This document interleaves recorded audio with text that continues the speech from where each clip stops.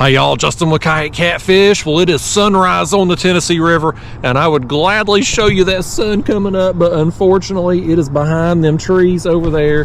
The cameraman has done a lousy job positioning us this morning. Hashtag fire the cameraman. But nevertheless, going to have some fun today, y'all. I'm fishing for anything and everything that wants to play. I'm going to be doing some ultralight fishing today with Gulp minnows. And if you're new to my channel or new to my ultralight videos, this right here is my absolute favorite bait in the world. It's a 1-inch Gulp minnow in the smelt color, which looks just like our shad, which is the native forage species out here. I've got that on a 1/64 ounce jig head with a number 8 size hook, 2-pound line. And this is my trusty ultralight rod here, St. Croix Panfish Series rod, 6 foot long with a 1000 size reel. That's the setup, and man, that setup right there catches a ton of fish, and that's what we're going to do today along the shoreline. I've launched my kayak in this creek and basically just come out to the entrance of it, and I'm going to start here and work my way all the way down river here as far as we want to fish today, however the heck long y'all want to stay with me. This is going to be a raw and uncut video, which means basically this camera's rolling, and it's rolling for the duration unless we have a overheating or battery malfunction. So y'all gonna see it all. Every cast, every fish, every tree I catch, who knows what's gonna happen. It's raw and uncut, people. Y'all gonna see it all. So I'm gonna get the camera in the chest and we're gonna go fishing today. So let's start making some casts here. I'm just gonna throw at everything out here. All these trees we see, anything that's falling off the shoreline. I don't think we're going to see any docks this morning. There are some on down around the bend, but I don't know if we'll get to them today, because I'm just going to fish right here where we're at and just make our way down. So we're going to throw at everything, have some fun today, hopefully catch us just a bunch of fish. I am in the mood today to catch some fish, y'all, and lots of them. I just recently got back from a trip up to the Ohio River. I was up in Rising Sun, Indiana, went up there to fish a tournament and had a good time up there. Well, with the exception of going to the casino. Nobody has fun at that casino up there. It's just they're gonna take all your money. I only lost $20 in there, but I could have lost 20,000. It feels the same. You know, I hate losing any money, especially at a casino. The games wasn't even that fun to play. I couldn't even get a free spin on them slot machines. That's how bad it was. They just took my money ever spent. But anyway, y'all don't want to hear about that.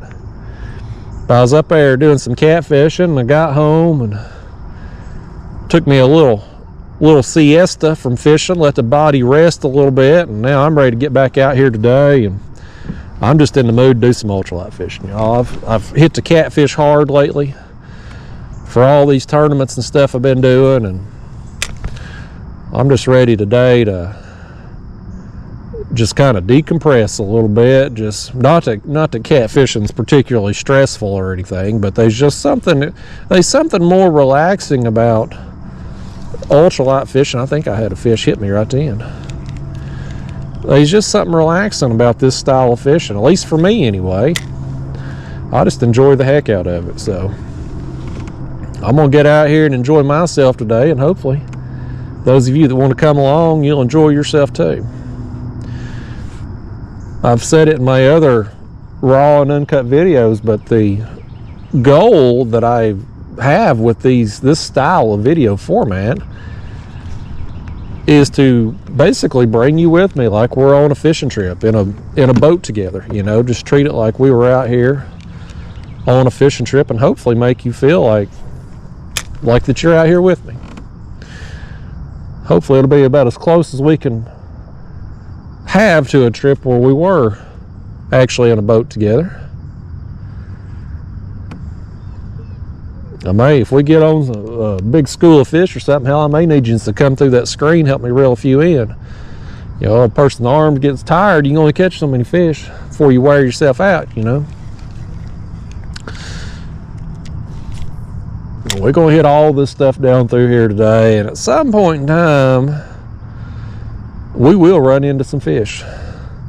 Now, I could have caught them in this creek here that I launched in, but I decided to come on out to the main channel because it's a pretty popular creek. It gets a lot of boat traffic at that boat ramp back there, and well, y'all know how I am talking on camera around people and stuff. I knew we could come out here to the main channel, and we probably won't see nobody out here today.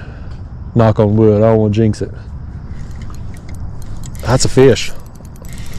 I thought I snagged it first there. I think he may have had me wrapped around a branch or something first. We got number one, y'all. Skunk is out today. Small bluegill. We got nowhere to go but up from here. Tell these people hi, would you, bluegill? He ain't telling y'all nothing. That fish ain't happy to see y'all. He got a bad attitude, so he got. He said he's going back down there to his school. Other bluegill. They got a book fair or something today. That fish right there, he's going to get him a new folder. It's got a picture of a Ferrari on it. Maybe some Bernstein Bear books or something. You remember the book fair with kids and stuff? They'd have about once every 2 or 3 months they come through and sell you some overpriced books, and you get a new folder for your trapper keeper with some car that none of us would ever even see, let alone be able to afford. Well, they hit me over there. There's some more fish on that tree. I can't see how far that tree comes out though. The water's a little dingy out here today, a little muddy. I don't think it's muddy enough it's really going to affect us with this technique, but a little bit hard for me to kind of see where that tree right there comes out at. I got hit a couple times over there. I'm gonna make one more cast on it. The current is moving out here barely this morning. There's just you can see maybe how I'm moving here, maybe 0.2-ish at the most. It's very light, so it's not going to really affect things. That isn't. I mean, they're small fish over there. We're gonna move along. If they too small to get this bait, they too small for us to fool with. But the current ain't moving enough that it's gonna affect our fishing at all. It's not really fast enough to position these fish. Sometimes if you get the current moving, you know, one direction here, the fish will kind of set up on the downstream side of objects. Like if you got a log coming out, they'll be on the downstream side because it's a current break for them.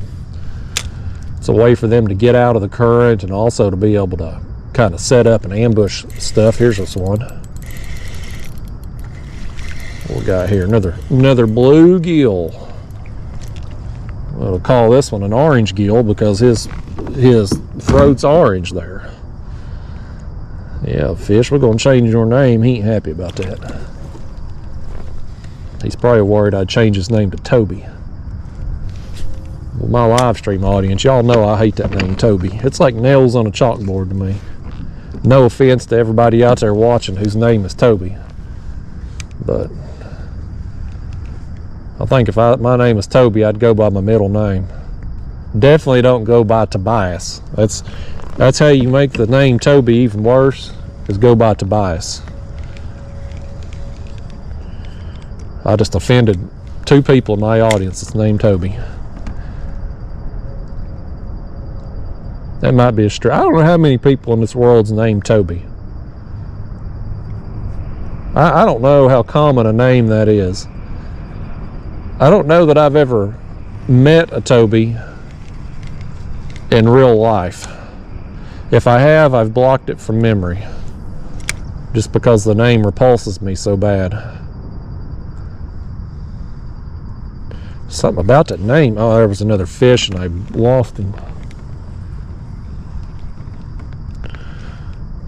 Let's throw back over.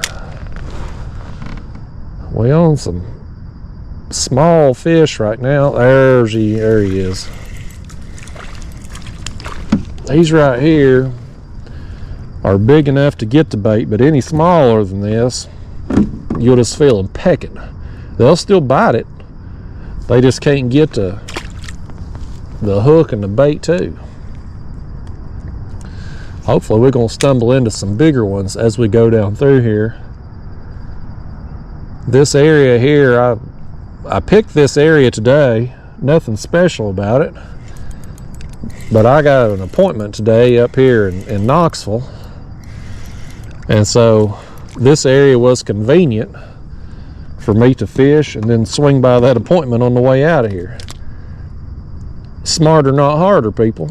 Planning my fishing and trips around the other crap I got to do. Throw another cast in there. That's 2 in a row. As the wind and the current slides us down a smidge. I'm gonna break my streak just like that because I didn't get repositioned before I made that cast. Dadgummit. That's all right. I didn't want to catch another one off that tree, no way. Out here in my pedal kayak today. Seems like when I go on these road trips, I had another one. But it seems like when I go on these road trips, I get so, I don't know what the word I'm looking for. I get tired of it, I guess. I get so just frustrated. Here's another fish, but there's some fish right over here. This in here might be a little better. That's the biggest bluegill of the morning thus far. The bar's still set low though, ain't it? You got any bigger friends over there? Ain't telling. But on these trips, when I'm traveling with my other kayak, I got the motor, I've got, live scope, batteries, all that mess. And when you're doing that, you gotta stay at a hotel. Obviously you're on the road, and so you got to break down your kayak. You got to take everything off. You got to drag batteries into the hotel, charge everything. And it's just I'm too lazy for that, man. It's a hassle. And so usually after going on a trip like that, when I get home, I don't want to fool with it anymore. So I'm in my pedal kayak today, which is as basic as it gets. I mean, I've got no motor, no graph, no batteries, nothing.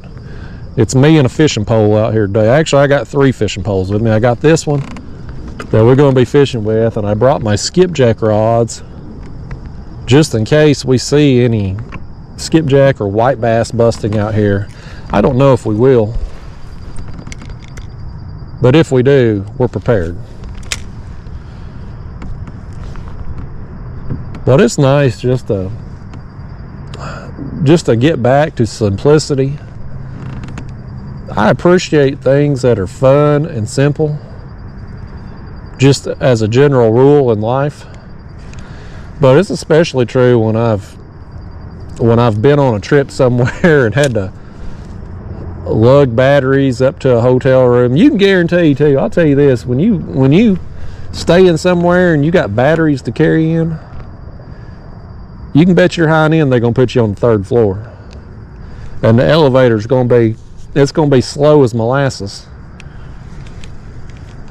I was up there in Indiana. I stayed in a town called Lawrenceburg. Because was fishing in Rising Sun for the tournament, but there ain't but one hotel in Rising Sun, Indiana. It's a small town.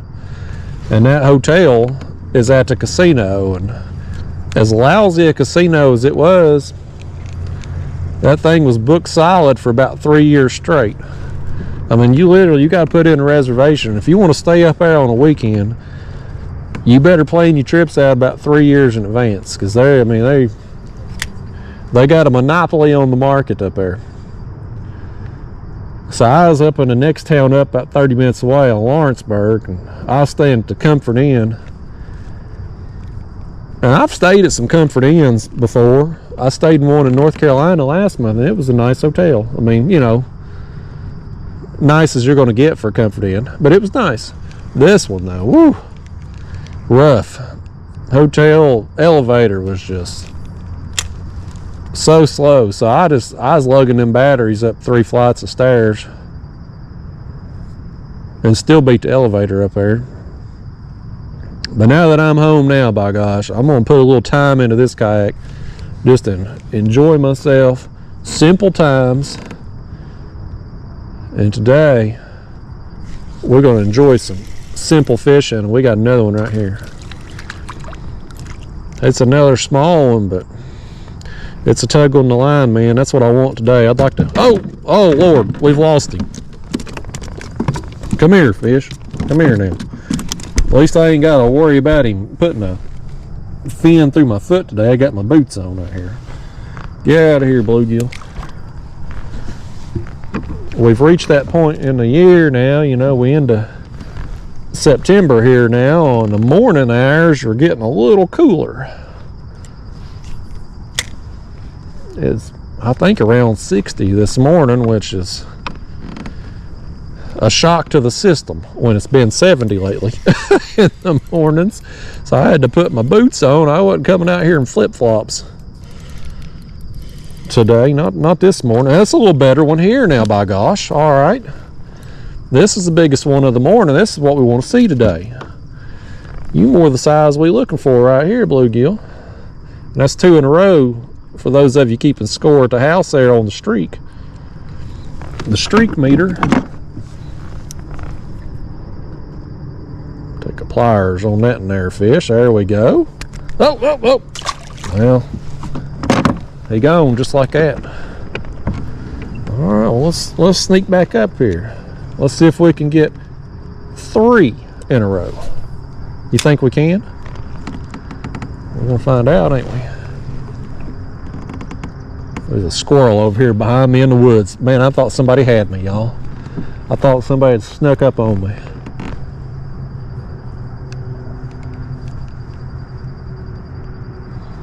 I think we're going to break our streak just like that. I tell you, man, if I say the word streak, it's over. That's how it goes in every one of these videos. Once I mention the word, I ain't going to catch another fish. Now, we'll throw in there and get another cast. Actually, I think I had one hit me just then. I'm going to work that down just a little bit further, just to try to save the streak. Ow. That's all right. I didn't want to catch 3 fish in a row. Anybody can do that. I want to catch just 2 in a row. Look right here. We got another one just like that, man. And them fish, they had to let the streak get ruined, and then they gonna bite again.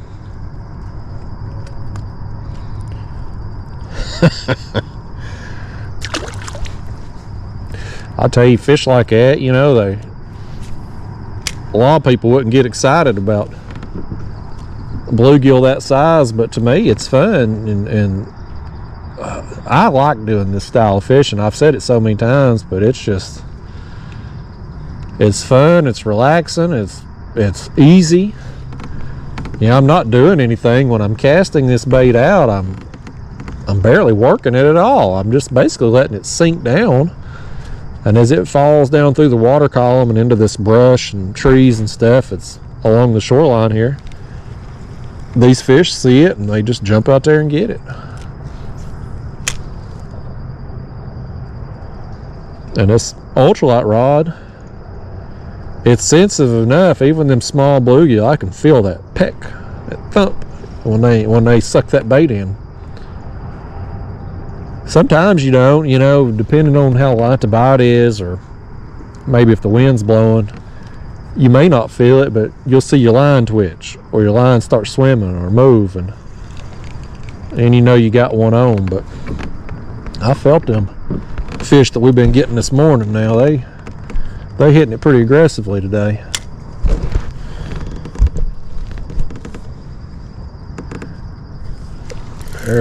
There's one. Is he in something?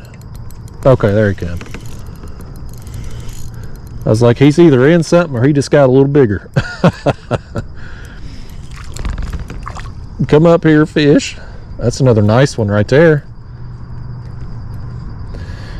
I'm hoping when we get down through here, we're going to stumble into some bass.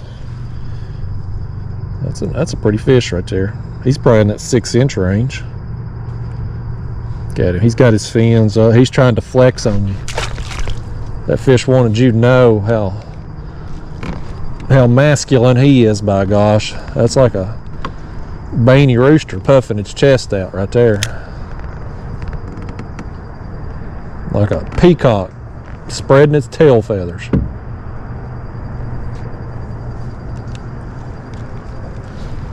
Yeah, this is fun, y'all. I was looking forward to getting back home and doing some of this. Oh man, I'm snagged over there. Let's get spun around, see if we can get it. Y'all don't want to watch me retie this soon into a trip. Hold on, I gotta do some parallel parking here. Bear with me.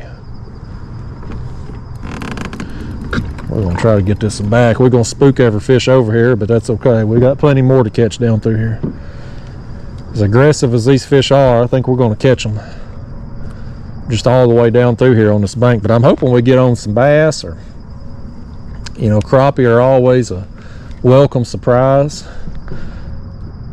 Yellow bass would be nice too.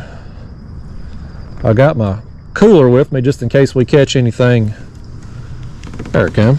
We got it back. Crisis averted. I lost my stick though. I was reeling that stick in. I was gonna keep that thing. We was gonna try to feed it to a catfish. Yeah, if we get anything we can use for a catfish bait, we'll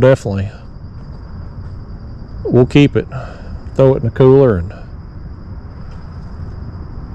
I'm probably gonna make an official bait run tomorrow. Try to get some skipjack or some white bass. Here's another fish just like that. It's a little better one right there too now. Come up here, bluegill. Nice, man. Nice. Well, they're biting good today. I'm gonna flip this gulp around. It's tore a little bit. That's several fish on it. This is a helpful tip for those of you that are into this style of fishing or thinking about getting into it. This gulp, the plastic's real soft. It tears easy. One of the things you can do, there's two things you can do. One, when it tears, flip it upside down. And going through that other bottom part there, it'll help you get a few more fish out of it. The other thing you can do that'll help a lot, use the smallest hook you can on this bait. So for the 1-inch size, I use a number 8 size hook. If you use a bigger size hook, the bigger the hook you use, the easier it's going to tear, the less fish you're going to catch with it. So match your hook to the size of the gulp that you're fishing.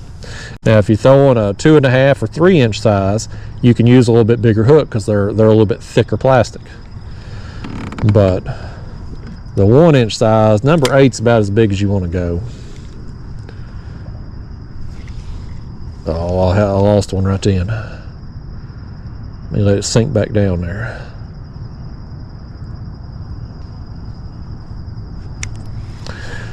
When I went up there to Indiana, though, I didn't do any bait fishing. What I did is I made 2 trips up there. I went up early in the week and kind of pre-fished because I'd never been there before. So for tournament purposes, I wanted to kind of get a game plan ahead of time. So I went up, I fished 2 sessions in one day, and then a couple hours the next morning, drove back home, and then rested, reloaded on bait, and then went back up the night before the tournament. So I didn't have to catch any bait while I was up there.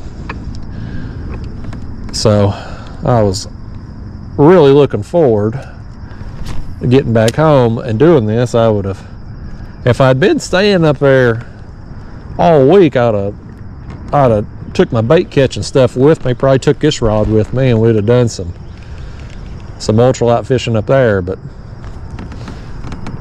I didn't really want to stay up there a whole week if I didn't have to. It wasn't a bad drive.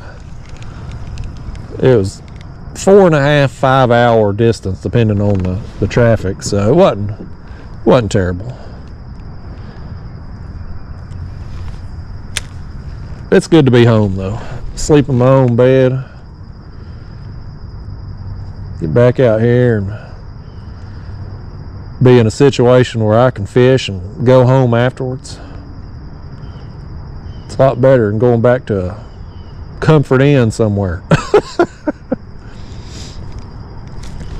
I didn't do particularly good. It was funny up there.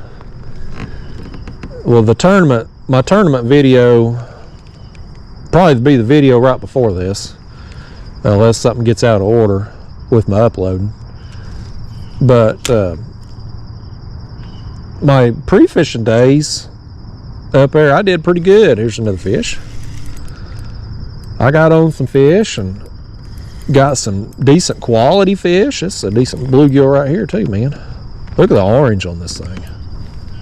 Look at that. Look at the color on him, man. That's pretty. You're a pretty good looking bluegill right there. Faces I know, but tell me anyway. But my pre-fishing up there in Indiana went well.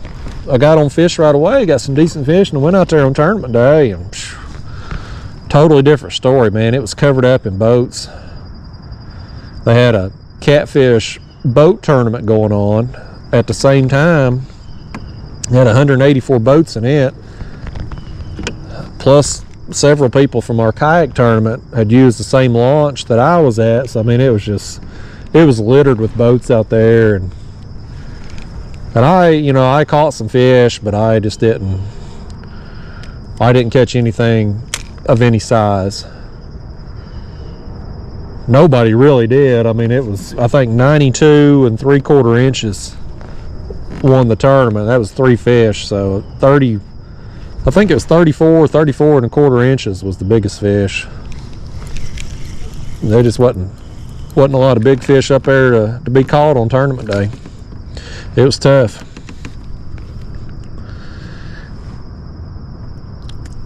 I did finish second place in the Angler of the Year standing, so that got me $785.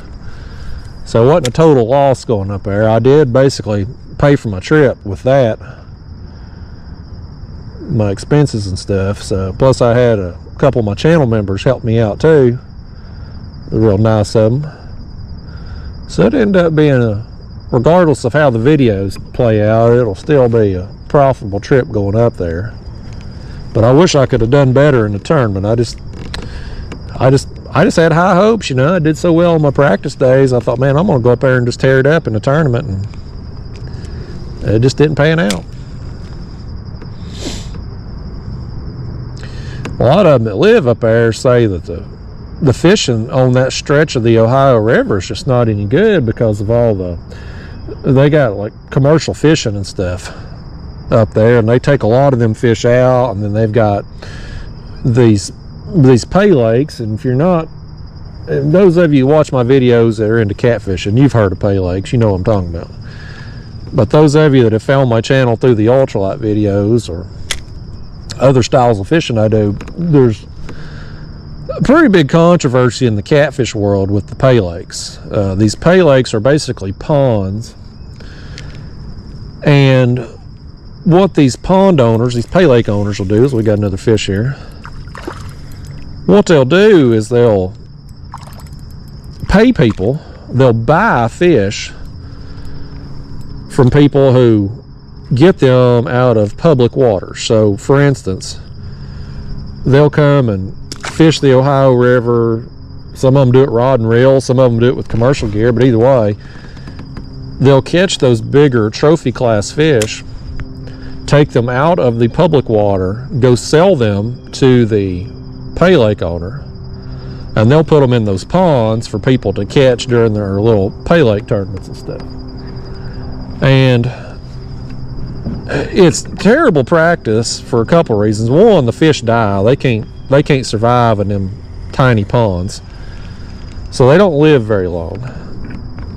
The other thing is it takes away a resource from the public, because these fish that are especially trophy class size fish, it takes a long time to grow them to the sizes needed. So it's when you take out a bunch of big fish, between the pay lakes and the commercial fishing that goes on up there, what you end up with is a bunch of small fish in an area. You know, you just don't get those trophy class fish that you got on other bodies of water like the Mississippi River and Tennessee River and James River and Kerr Lake and places like that that don't have all of that extra pressure. So them fellas up there in Indiana, Ohio, Kentucky, they've been all along the Ohio River up there, they've been fighting it forever, trying to get better regulations and better management and all that in there. But in my opinion, they're wasting their time because they're not willing to do what you got to do. This will be, I probably shouldn't say all this because I'm gonna piss some people off, but you know, again, this is just like we're out here on a fishing trip together. I gotta switch this Gulp out. This one here's about had it. But you know, if we was out here on a fishing trip together, this is the kind of crap we'd be talking about. You'd be hearing it, whether it's controversial or not. So here's my thoughts on these regulations and stuff that they're trying to get passed in these other states on the Ohio River and whatnot. I think they're wasting their time, because what they do is, you know, they go to their politicians and they complain and they get petitions and they go to the meetings, council meetings and all that they have, these various municipalities and whatnot, and you know, they do a good job raising awareness with it. They do a good job of getting attention on themselves, but they're not willing to do what you got to do to actually get something done, and that is you got to hit them in the wallet.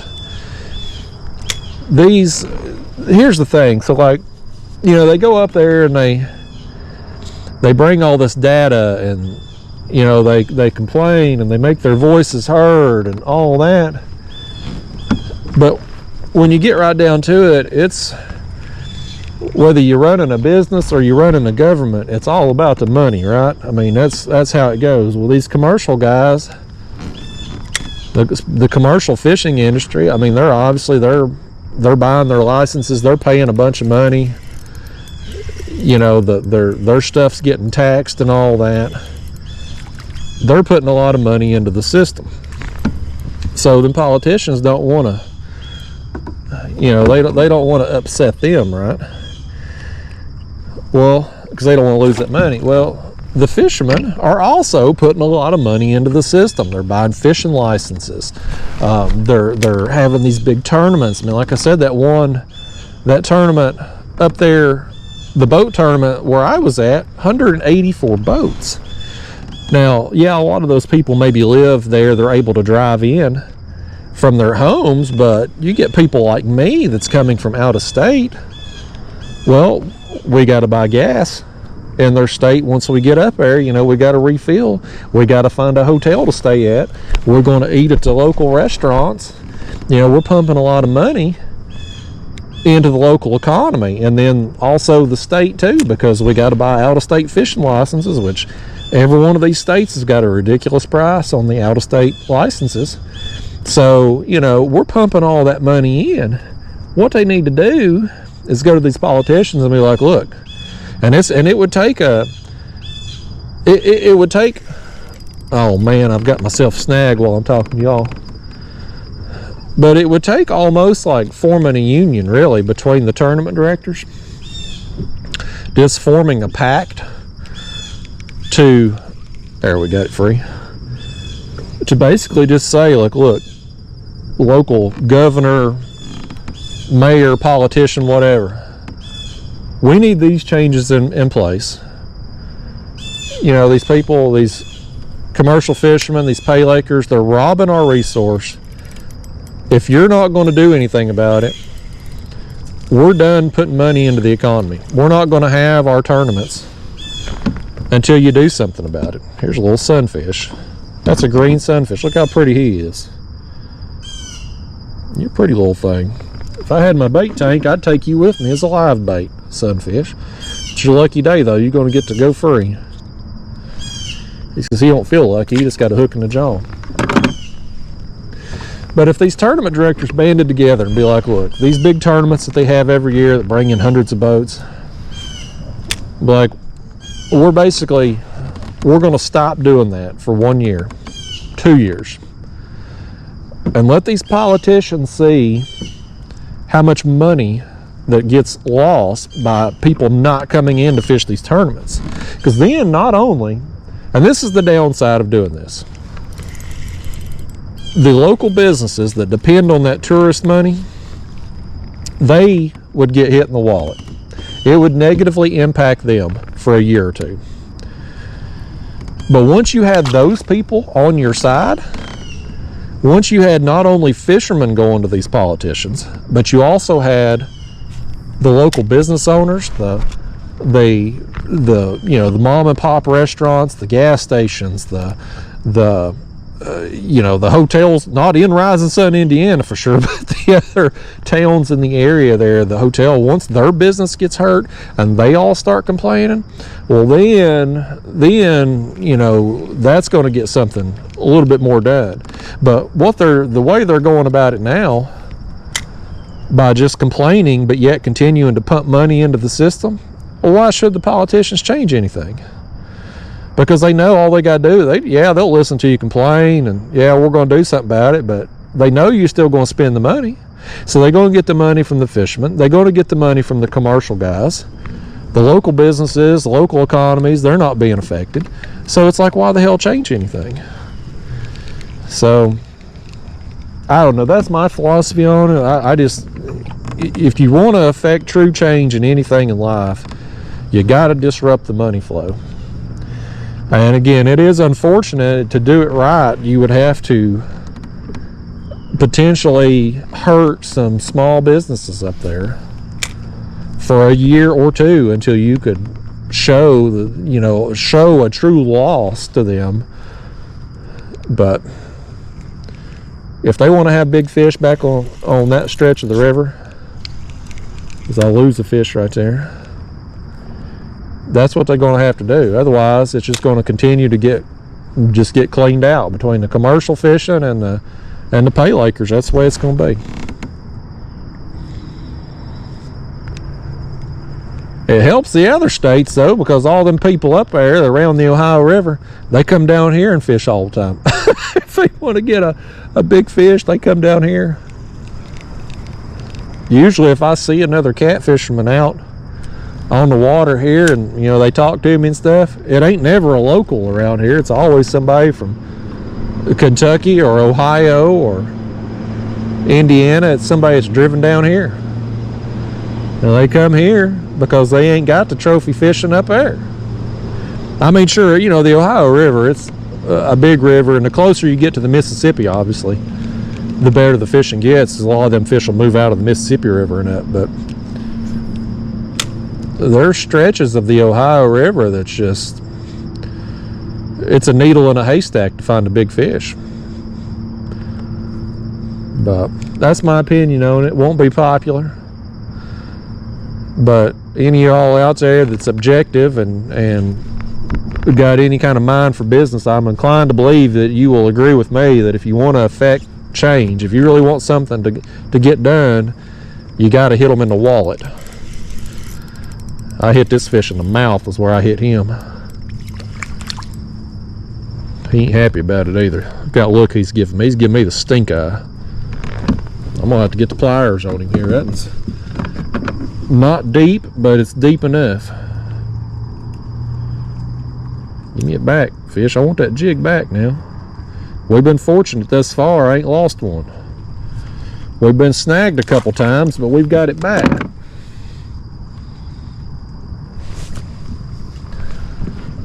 I've been flapping my gums, but we're getting some fish all the way down through here. This is what I was hoping for today, man. Just get a bunch of bites. Didn't care what they were, as long as it ain't a channel cat. I don't want to ever see a channel cat again as long as I live. Anything else though, I want to get a bite. I don't care about the size, the type. I didn't want to get a bite from this whatever I'm hung in. I just talked about not losing a jig, and here I am snagged.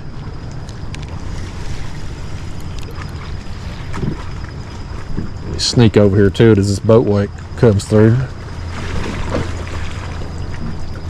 It's a funny thing about this ramp.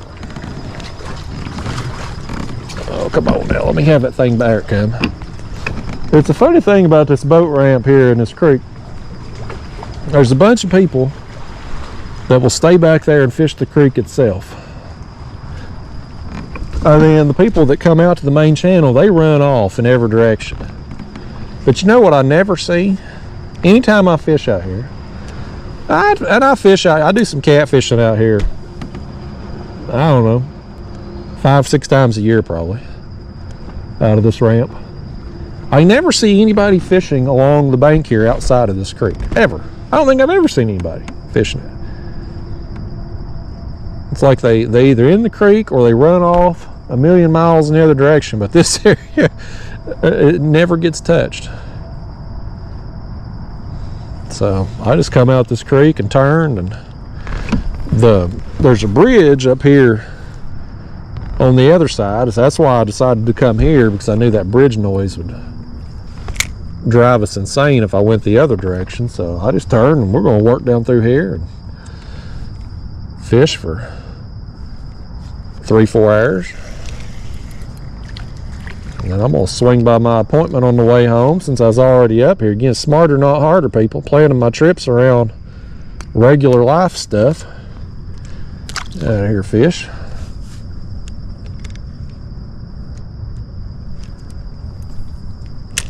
Throw back over there. I see that other branch coming out right there in that tree. I don't want to sling it up there toward the bank, because we'll get up under there and have to break off, so I won't be able to get to it.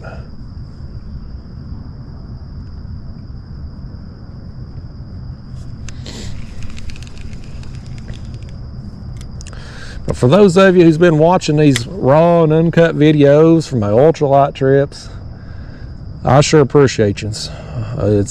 It's really blown my mind. We got another, man, this whole bank is loaded with fish. But it's really amazed me of how many of you have enjoyed these videos and not only click on them, but watch the whole daggone thing, whether they're 3 or 4 hours. That fish wasn't sticking around for no 3 hours, was he? He's getting out of here in a hurry. But I mean, 3-4 hours long, and they some of yous out there watch the whole thing, and I'm so thankful for you. I've gotten a lot of feedback from it, and it's been a pleasant surprise for me, because it's something, this style of fishing is something that I enjoy a lot, and to be able to have an audience for it and be able to bring you all with me while I do it, I'm happy about that. I'm really happy too about the people that leave the comments, you know, that can't, for whatever reason, they can't go fishing, whether they're just working all the time or family commitments or, you know, health problems. For whatever reason, they can't go fishing.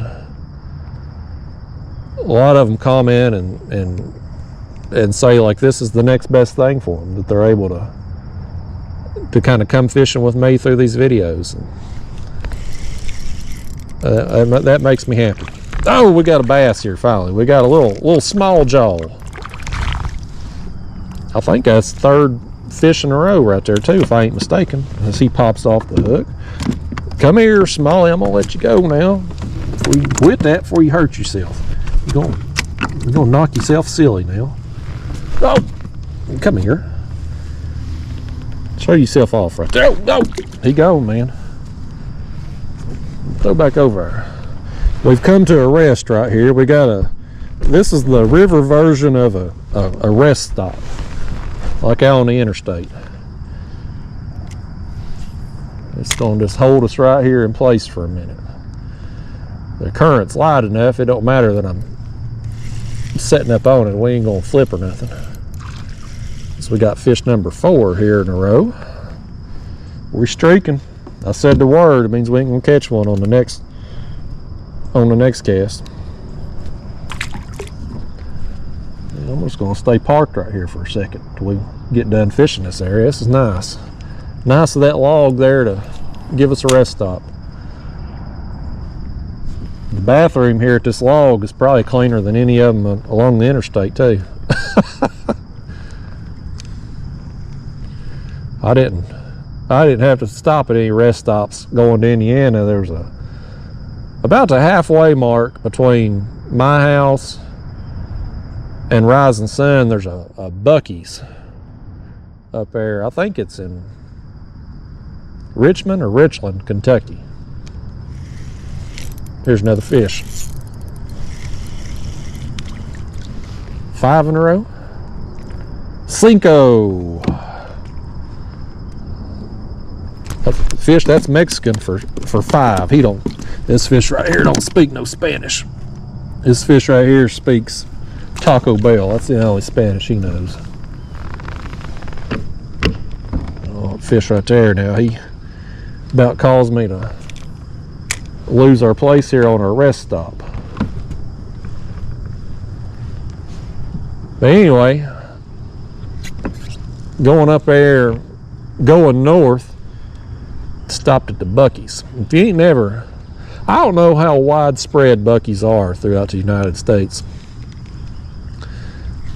but for those of you that don't have a Buc-ee's near you, or if you outside the United States watching this video, Buc-ee's is basically a tourist, it's a tourist destination kind of, but it's a gas station. They've got 1 million pumps, and by 1 million I mean like 100, but still it's a lot of gas pumps. We got another fish right there. I just kept letting that thing drift along and sink until we got us one. That's number 6. 6 in a row, fish. Get out of here. We're going to catch number 7. But people stop at these gas stations, these Buc-ee's gas stations, just to get a picture with this giant beaver statue that they got out beside them. True story. Like, you'll walk around people taking a picture of Bucky the beaver. And you go inside, and I stopped there mainly for the bathrooms, because the bathrooms are clean and they're huge. And they've got all kinds of snacks and stuff, barbecue, you name it. A gift shop. I mean, it's like a damn shopping mall for a gas station. Who would have ever thunk that you could have turned a gas station into a tourist attraction? By gosh, they done it. So I stop up there and get some gas, bathroom, get some snacks and stuff.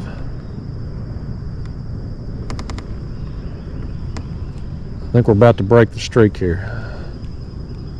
We need another bite in a hurry. Come on, fish. Oh my gosh, I had one right there. And then almost back to the kayak. Come on now. Well, there went the streak, y'all. Dadgummit. He about ripped my gulp off too. He tried to keep the streak going. A for effort, fish. I did, y'all. This is kind of embarrassing, but it could happen to anybody. I did have a little incident in the bathroom at Buc-ee's up there. So I walk in, it was really busy in the bathroom. Like they got a bunch of urinals in there. It's like a whole wall of them. But it was real busy in there, and all the urinals were taken. So one comes available, and I'm next person to go, so I go up to the urinal and I start, relieving myself there, doing what you got to do. And I hear this kid behind me, and he's telling his dad, I assume it's his dad, that guy's at my urinal. Why is he using that? That's for kids. And I look down, and the urinal I'm at is like real low to the ground, and I'll be damned if it ain't a kid's urinal I'm standing at. And of course, you know, I didn't. I mean, I just walk up to the next one that pops open that's available, you know. But this kid's upset with me behind me. He's complaining to his dad that I'm at his urinal. He's got to pee. So, you know, I finish up there, and, you know, the kid gets his turn, but it was a little awkward when I turned around. After that, his dad didn't say nothing to me, you know, but I didn't realize I was there. First off, I didn't really, you know, I don't have any kids, so I don't ever have this problem of taking them places to the bathroom or nothing, but I didn't really realize that there were adult and kids urinals. Like, they're all together in there. But sure enough, I was using a urinal that was extra low to the ground for kids. If that kid wee-weed in his pants at all, it was my fault. It's situations like that. It's like with me having this YouTube channel, and, you know, the average person out there, they wouldn't recognize me, you know, in a place, but like, when I'm on a road trip, I got the kayak with me, and I mean, I've had millions of views on this YouTube channel. You know, there's lots of people out there that's at least seen me before, whether they watch regularly or not. It's kind of embarrassing, and it's embarrassing something like that anyway, but it's extra embarrassing if somebody happens to recognize. You know, they could have been somebody else in there in the crapper. They're like, oh, that was that guy from YouTube keeping kids from using their own toilets in there. So it's not going to prevent me from going back to Buc-ee's again, but I am going to be more consciously aware of the height of the urinal when I walk up from now on. One of them things in life, people. If it can happen, it's going to happen. It's going to happen to me anyway. I think we're about to get stopped by a game warden over here coming up behind me. Y'all may get to see something extra on the video today. I think it's somebody with government anyway.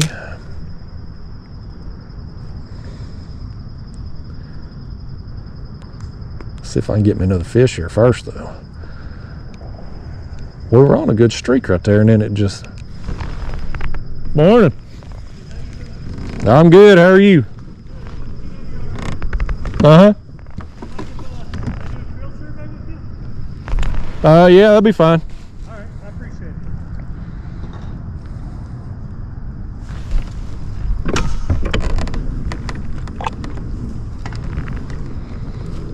it. I'll come over there to you. Sure. You can still fish. Oh, that's all right. I'm filming a YouTube video, so I'll cut that off here while I... Man, I'm sorry. That's okay. Well, I guess technically this video isn't uncut anymore since I turned it off while I did the creel survey thing. Wasn't going to subject y'all to that bad enough. Y'all got to sit through my snags and all that. So anyway, we'll get back in the game over here now. That's TWRA. He is a nice fella. I found, not just with TWRA, but just cops in general, they're always nicer when they need something from you. So he asked me a handful of questions, you know, what I'm fishing for, how long I'm planning on fishing today, how long I fished this body of water, how much money I spent to fish today, and I drive down their numbers, buddy. When they do them service, you know, when they talk about how much money would you spend to come fish out here? I'm like, well, I spent about $2 in gas today, sir. How much would you spend on a trip out here? Well, I can fish anywhere on this lake for about $3 to $4 in gas, and I'm gonna spend about, you know, $1 worth of jigs and Gulp today, so I'm driving down their numbers for their surveys. But like I said, he is a nice guy. We cut the video off for a couple minutes to do that, help him do his job. Maybe he'll remember me someday when he's out here writing tickets instead of doing surveys, and he'll let me go if I've done something stupid. I don't know what it is about when a cop comes up on you, but you always get that you know, that guilty feeling in you, like what are they going to bust me on, like what are they going to get me for, you know? Because you know the cops, they're looking for something. I mean, you get pulled over in your car speeding or something, like, you know they're going to try to write you a ticket. I get that same feeling when a game warden comes up on me out on the water and stuff. Like, what are they gonna get me for? Like, what new rule have they implemented that I ain't got, you know? My mind starts going like, okay, well, the sun's up, so I don't have to worry about a light. I'm in my kayak without a motor, so I don't have to do the green and red light thing. You know, got my life jacket on. You start doing all the mind things. Like, what are they gonna get me for? Yeah, it gets me though, like the survey stuff like that. It's like, why do that and I ain't telling nobody how to do the jobs or nothing as we get another fish here, but like, why do that on a weekday? You know what I mean? Like, I'm out here on a weekday morning. We've had, what, 2 boats come out of that creek, so there's maybe 1 or 2 more in that creek. And that game warden, he didn't even go in the creek. He's headed upriver there. Like, he ain't even gonna see nobody. We got another fish. That's a little better one right here. Come over here, bluegill. You nice looking bluegill. All that orange on you. You'll think. Nope. There's going too. None of these bluegill won't stick around for the camera. But it's like, you know, you'd think they'd do that on the weekend. If they got a quota of how many surveys they got to do, he could knock that out real fast on a weekend. You know, get 10 survey. He'll spend all day trying to find 10 people out here today. Of course, maybe that's the way to do it, you know. Maybe come out on a day. He might be like me. Maybe he don't like people either, you know, and come out and do it on a day where he won't see no people, and he's got an excuse not to have to interact with anybody. He might be smarter than he might have, like, put some strategy, put some thought into this. That'd be something I'd do, because y'all know I'll talk to y'all on camera, but I don't really like interacting with the general public at all. So if I can avoid it, I will. So I think if I had his job, I probably would come out on a weekday just so I wouldn't see anybody.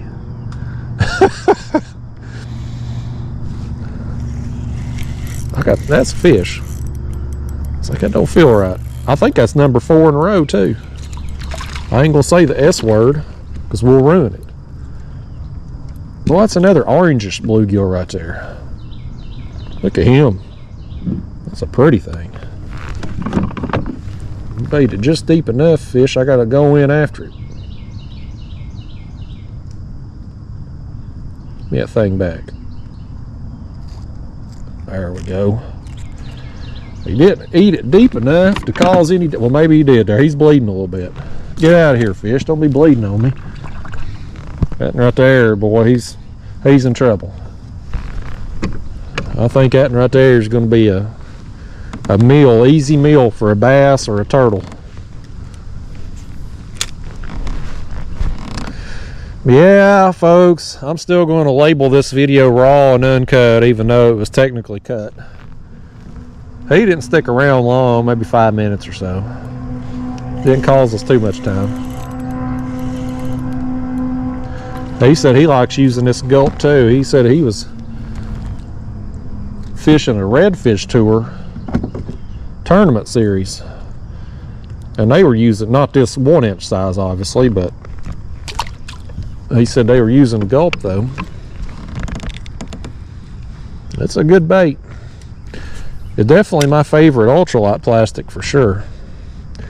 I get comments and stuff on these videos, people asking about other plastics and whatnot, and will I use this or that, and You know, I've used other plastics before. I've used Bobby Garland and trout magnets and various things, and I think this is fish number 6 right here now, unless I've lost count. You know, math above about number 3 is not my strong point, but I think that's 6. But it's hard to use. It's hard for me to use other plastics when I know this one works so good. You know, other plastics, I feel like I got to work a little bit. Like, I've thrown trout magnet a lot because, you know, Randy Go, Trout Magnet Man YouTube channel there, he's somebody I look up to a lot in the ultralight fishing world. Probably the best ultralight fisherman on the planet, you know. I mean, he's just really good at it. And he throws that trout magnet, which is basically I think it's like right at an inch long, and it's a split tail plastic. We just broke our streak. But he throws that all the time and catches just thousands and thousands of fish every year on that bait. And so I've thrown it quite a bit too, just trying to, you know, replicate his success. But I just don't do as good with it as I do the Gulp, because you gotta, with other plastics, I feel like I gotta work them a little more. Like, I feel like I catch most of the fish on the retrieve, versus the Gulp, I catch most of the fish on the fall, like as it falls down through the water column. And so I think for me, that's one of the reasons why I like the Gulp so much, is because it's just easier. I literally just let the bait fall down and I catch fish, whereas any other plastic, I got to work it back to me. You know, I got to trick the fish into biting instead of the bait just doing that on its own as it falls down. Now, I ain't trying to sell you no Gulp. I mean, I don't work for them. They don't even acknowledge my existence. I had reached out to Pure Fishing a few years ago when I went full-time on YouTube, because at the time I was using ugly stick catfish rods for my catfish rod. I'd used them rods for about 20 years, I reckon, and I liked them, and I was, you know, going to do the YouTube thing full-time. And so I reached out to them, try to see if there was any opportunity to work with them. And those ugly stick rods, they're made by Shakespeare, but Pure Fishing is kind of the parent company. They own Shakespeare and Berkeley and, you know, a handful of brands. But they had so little interest in me, I couldn't even get a response to the email. Not a no thanks, we're not interested. You know, they wouldn't even give me no lip service, like, oh, we'll keep you in mind in the future. I wasn't worth any response to them. So so I ain't trying to sell you on no Gulp. I just use them because I like them, and I think they're the best plastic for what I do. And I do, even though I don't get any kickbacks from them, I do want them to stay in business. I want them to do well as a company, because I want them to continue making the Gulp so I can keep buying them and making sure that I keep catching fish for years and years to come. Although, if they were to go out of business today, I've probably got enough jars of Gulp to last through the zombie apocalypse. I think I've got, I don't even know, I haven't even done inventory to see how many jars I've got, but I bought during the pandemic a few years ago, when COVID first hit, you know, and you couldn't find fishing supplies anywhere. Like, everything was shut down, they weren't making stuff, and people were, you know, they were buying stuff fishing related and outdoor related and all that. You just couldn't find anything there for a while. I found some on eBay, and I paid up for them at the time, which, although now I think what I paid would probably be a bargain at the current prices. This is another pretty bluegill right here. A little bigger one too. Come up here, bluegill. Oh, why won't you ever cooperate? I'm trying to show you off to a camera and get you an extra TikTok follower here, Fish. He's worried about doing his TikTok dance instead. Look at this. That's why he didn't want to be shown on camera. He's embarrassed. Look at that. He's got something wrong with his fin right there. He's embarrassed. He's plumb embarrassed about it. Don't worry about that, Fish. We all got something wrong with us. Every one of us. We're all self-conscious about something. Even Cindy Crawford, she's a supermodel, and she's self-conscious about that mole, I guarantee it. Oh, got another fish just like that. But anyway, I was saying, at the time, I found like 20 jars, I think it was, on eBay, and I went ahead and bought them all and paid a premium at the time, but I got them just so I'd have them. And since then, I picked up a few more jars here and there. My mom always gets me some at Christmas, like stocking stuffer type stuff. She'll get me a few jars. And so I got a lot of Gulp. I've got enough to last. If they quit making it today, well, if they made an announcement they was quit making it today, I would buy every jar that I could get my hands on just to have it. But if I couldn't get another jar, oh my gosh, I just got in that tree over there. I would be set for a while. Like I wouldn't have to worry for several years. There'd be something else come out even better than the Gulp by the time I ran out of Gulp. And the last time I bought jig heads, which was about a month ago, I guess, I'd ran out and I bought some trout magnet ones.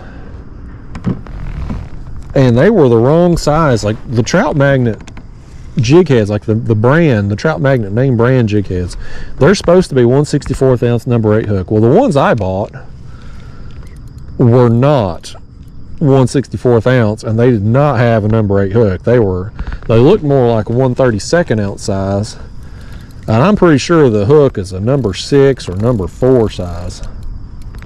Oh my gosh, y'all, I think it's about to happen. We just broke off, first time today. Couldn't get that back. Dadgummit. Y'all sit with me a second here while I retie. I may need to get my glasses out here, y'all. Where's my dang readers at? One of my channel members, Lynn, got me these sunglasses that are reading glasses here. It magnifies stuff 25%, so I can see to thread these line through the jig head eyes here. There we go. It makes it a lot easier, I'll tell you that, but it's a world of difference when you can see 25% bigger. But anyway, them trout magnet jig heads that I bought, they were clearly the wrong size. Like they were heavier, they had a bigger hook, and so I ended up finding another private seller there. I normally get them on eBay, and I bought a few off a guy, and he made me mad because I tried to buy a bigger order and he didn't want my business. And so I found another seller, and I bought like 1,500 of them. So between what I had bought from the eBay guy and then what I bought from the other person, I got about probably close to 2,000 jig heads now. So that's going to last me a long time. So between the Gulp I got, the jig heads I got, I'm set. And I buy my line in bulk. I buy the 10,000 yard spools of the Trout Magnet SOS line. I like the 2 pound for this because you can cast these lighter jig heads with it. I got me some jig heads laid out here. This is the best. I've mentioned this so many times that I'm proud of it. I'll show you again. This is a shop magnet. Like you get this at a hardware store. I think I got that in Home Depot or Lowe's there. I ran a bolt through there, attached it to my gear track, so now I can have me some jig heads already laid out. That way I don't have to get my tackle box. Now my tackle box, if any of y'all are curious, I got a few things down in here, but my jig head tackle box is that right there. This was one of the Catfish Sumo plastic boxes there for his hooks. But I got some of them 1/64 ounce size in there. I've got some bigger ones there when I'm using the 3-inch Gulp. And those are the trout magnet ones right there. You can see they're a little bigger. But I'll use those when I'm throwing a crappie magnet or something. That's my tackle box, folks. That's all you need. A small box of jig heads and a pea cup full of Gulp minnows, and you're set. That's all the tackle you need to go out and have a day of fun fishing. I don't know how many fish I've caught right now down through here, but I tell you what, we ain't covered much water for as many as we've gotten. A lot of them here have been this size, but we have gotten a few better quality bluegill. Got that one smallmouth, so it's been productive for the short time we've been out here. Little old thing right there. But right up here is the entrance of that creek, y'all, right up there. So you can see we ain't covered but a couple 100 yards down through here. I just ain't, I ain't having to move real fast because we just keep getting bit.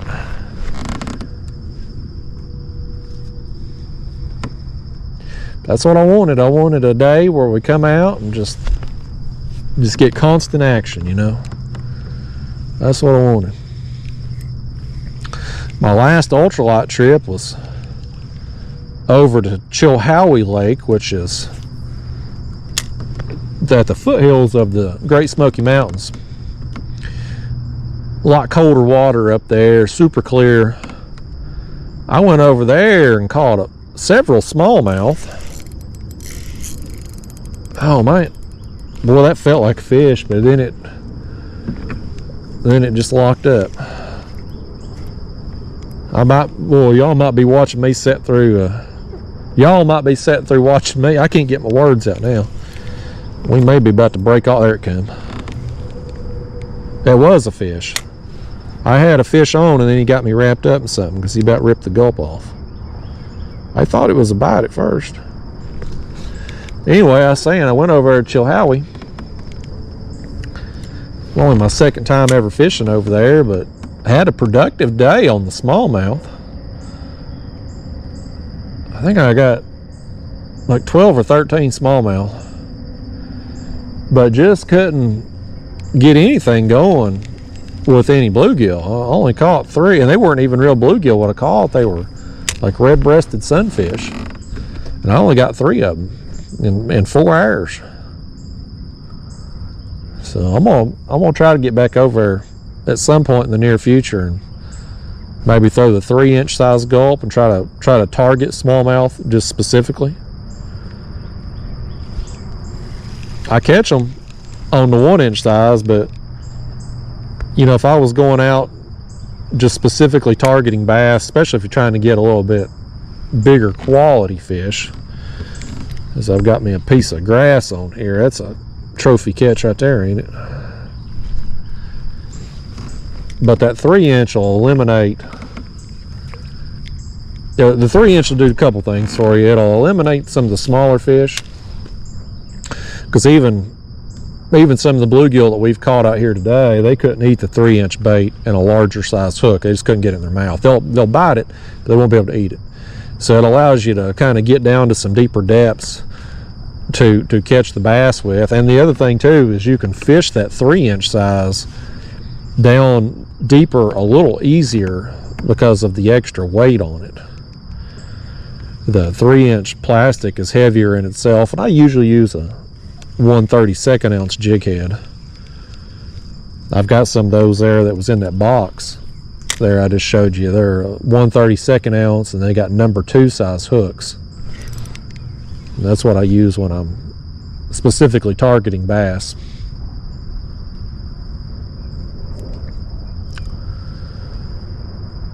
But that's a trip for an upcoming time. Today,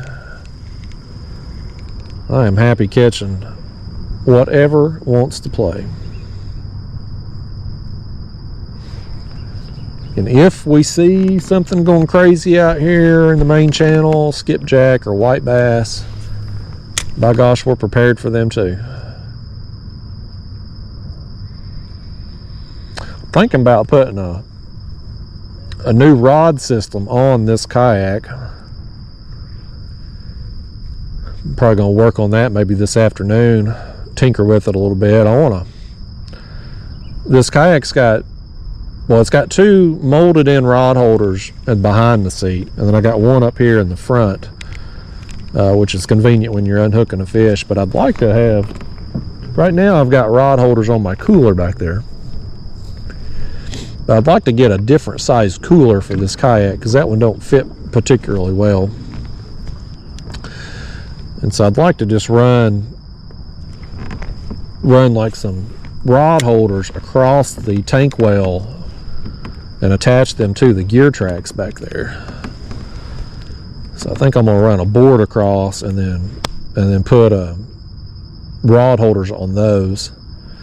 That'll help me when I'm days where I've got bait rods and catfish rods with me. Because now that we're getting into fall, I'm probably going to do a few catfishing trips in this kayak. I love fishing in this kayak because it's a little bit more narrow than my Hobie. It's a stable kayak. I can stand up, I can do anything I want to in this kayak, but it's less stable than the Hobie, which a lot of people are turned off by that. But me, I love it, because you know, I'm one of them weirdos. Like, I got into kayak fishing because I like kayak fishing. All these fellows getting in the sport now, they want the most stable. They basically want a small boat is what they want now. They want something that you can't ever, you just fall out of before you'd flip it. And me, I got into kayak fishing because I like getting towed around by big fish. You know, I like seeing a fish slam a rod and kind of take the side of the kayak with it. That's fun. That's what got me into the sport, you know. And so this kayak's it's a lot more fun to catch a big fish out of. Now the motor and all that on my other kayak makes it more convenient for the day in, day out fishing. Like, I don't want to be pedaling every single day, you know, especially some of the distances I cover. Like, if I wasn't doing YouTube, this will be the only kayak I fish out of. But since I am doing YouTube and I oftentimes have to cover a lot of water to go find fish and stuff, I definitely need the other kayak. But now that we're into the fall here, into September, YouTube views for me really slow down this time of year, so I don't have to, you know, like if I go out and you know, I don't have as good a trip, or you know, I get tired and don't want to go as far as what I'd planned on going, no big deal. Not a big deal in the fall. You know, spring and summer, I got to be more focused on having productive trips and getting content and stuff. But this time of year, I can relax a little bit. You know, spend a little bit more time making sure I have the most amount of fun versus having the most productive trips, if that makes sense. So anyway, I'm gonna be doing a few catfishing trips coming up here in this kayak, and I want a better way to store my rods in this kayak. I missed another fish there. It may have been a weed I was in. I reeled up a blade of grass. Anybody can catch fish, folks. I like to catch grass and sticks too. But anyway, that's this afternoon's project. I'm going to tinker with that a little bit. I need to put a different mount on here too, so I can put my graph on this kayak. I don't want the live scope on here, but I do still have my old Ray Marine graph, my little 5-inch model that I used to use on my Hobie. When I'm catfishing, I do need a way to monitor depth, especially if I'm drifting. I need to be able to raise and lower my baits to compensate for the depth changes. So I need just a basic graph. And so I need a way to put the graph on here. What I'm doing out here today, I'm just beating the bank, so the depth, water temperature, crap like that, it don't matter. Must have hit my drag there. It don't matter for what we're doing today, but for a catfishing trip, I do need it. This bluegill right here, he says he was going to bite whether I had a graph or not. As for the depth, I mean, we're fishing. Whoa! He splashed me in the face. These fish have been ornery today. Ain't none of them been wanting to show off themselves on camera. Did he splash the lens there? Did he get y'all too? No, y'all looking good, I think. Well, maybe there's one little drop. Let me get that. Let me wipe yous off there. Lord, I'm cleaning y'all's faces off. This is what we've... Well, if you was actually out here on the water with me in a boat, by gosh, don't expect me to clean the water off your face. That ain't gonna happen. That's perverse is what that is. I ain't giving you that kind of 5-star treatment.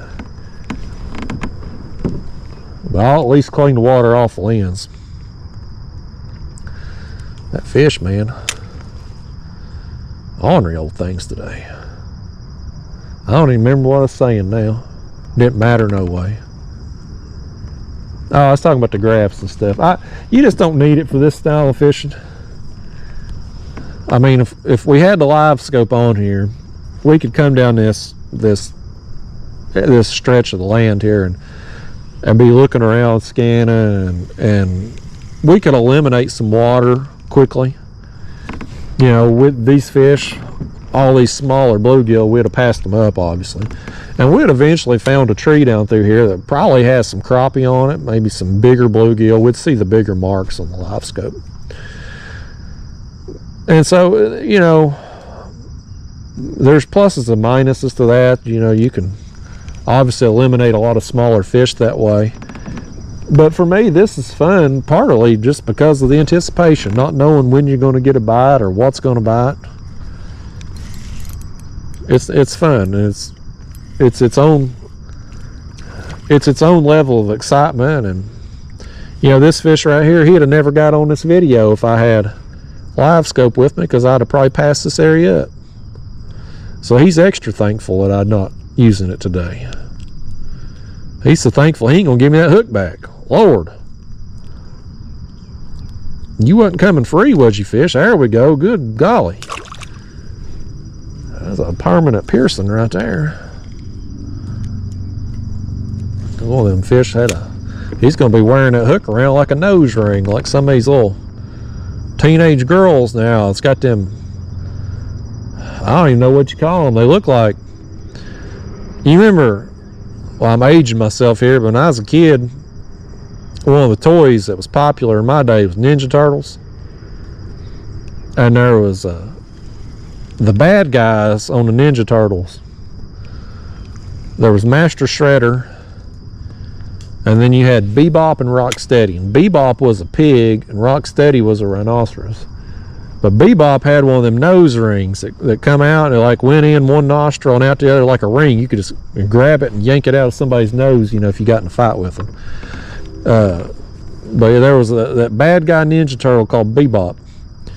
A lot of these girls today, I notice you walking through Walmart, they got a nose piercing, the same type of nose ring that Bebop had from the Ninja Turtles.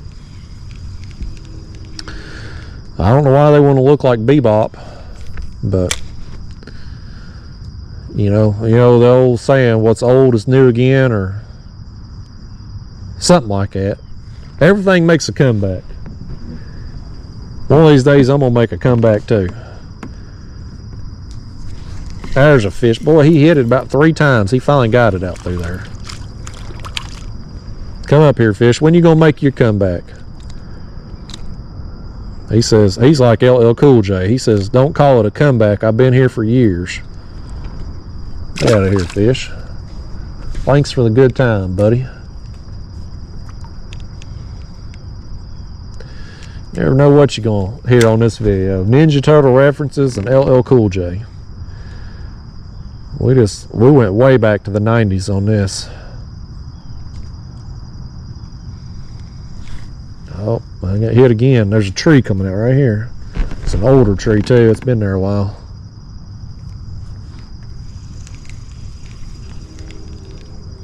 Throw back over there again.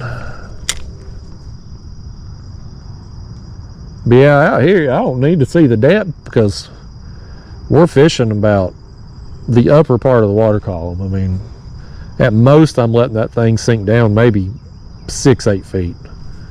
If I was more patient, I could let it get down there farther than that, but we really ain't had to today. They've been on it pretty quickly after it hits the water so far. Kind of feel like the current flow has picked up a smidge. Feel like we're moving a little quicker down through here. Again, I can't monitor speed without the graph, but just looking at the shoreline going by, feel like we're going a little quicker. We'll just let it push us along, and we'll get on some more fish again here in a minute. But there's one hit me right then. Come on down, fish. He's made a bad life decision today to bite this hook. We all make mistakes in life, fish. Don't feel bad about it. Don't beat yourself up over it. It'll turn out for the best.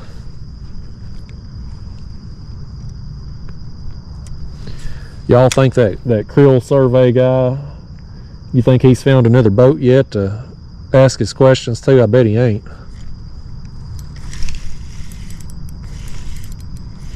We done found about, we'll find 50 more fish before he finds another boat to ask a question to. I wonder, boy, look at this bluegill. Let me show you this one. This one here, he's a bluegill, but I feel like his body's misshaped. He's got a long torso and a short tail. He's kind of got the body of a green sunfish. You weird bluegill. I've hurt his feelings now. He'll have a complex for sure. That fish will dye his hair jet black and get him one of them Bebop Ninja Turtle nose rings. I bet you we'll catch 50 more fish before that survey guy finds somebody else. You know, and of course I don't want to be stopped by no game warden. Nobody wants to be pulled over by the cops for any reason. But I see more of them krill survey people than I ever do people checking a fishing license. I can't even remember the last time I've been stopped about a fishing license check. Give me that thing back, bluegill.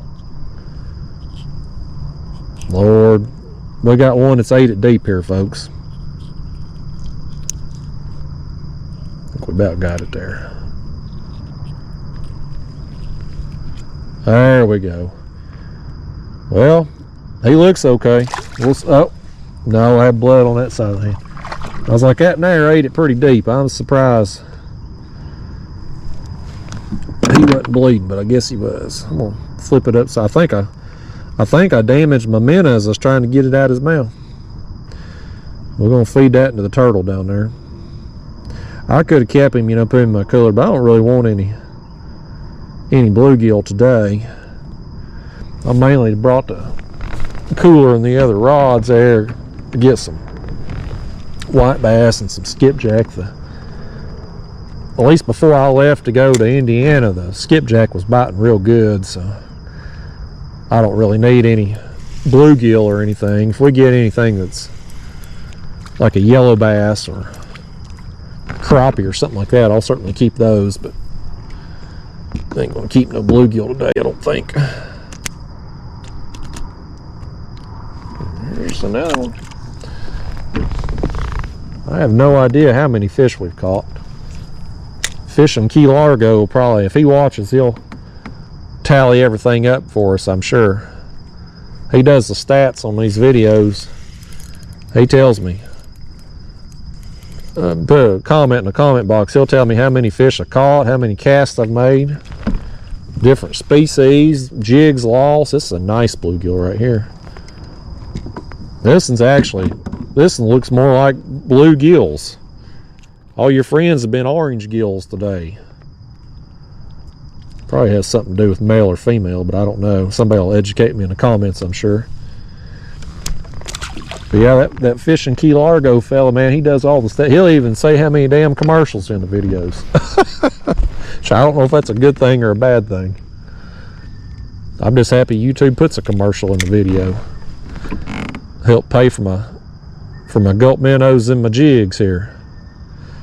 Helps pay that $2 in gas I spent getting up here so I can drive down the average survey results for that game warden guy. I guess, you know, if a person he stopped, let's say they was in a, you know, big bass boat,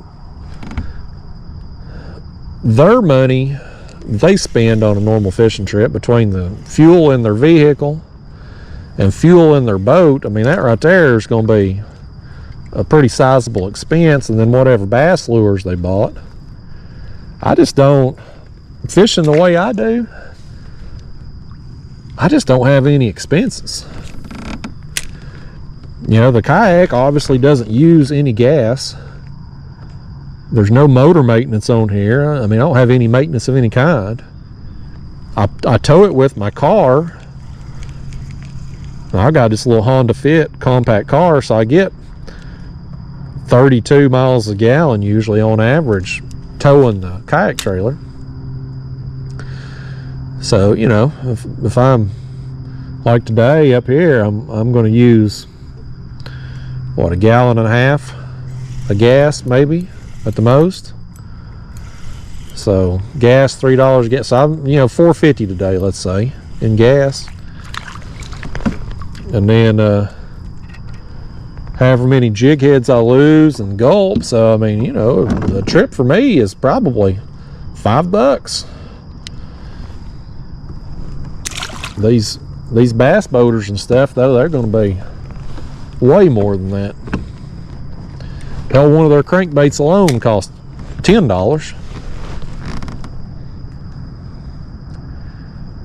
So it's a very economical way to fish how I do. Even in my other kayak, you know, my Hobie with the motor and all that crap, those are basically one-time expenses. The kayak, the motor, the battery. I mean, again, there's no maintenance on the trolling motor. There's no gas to put in it. So, you know, once you've paid for it, it's done.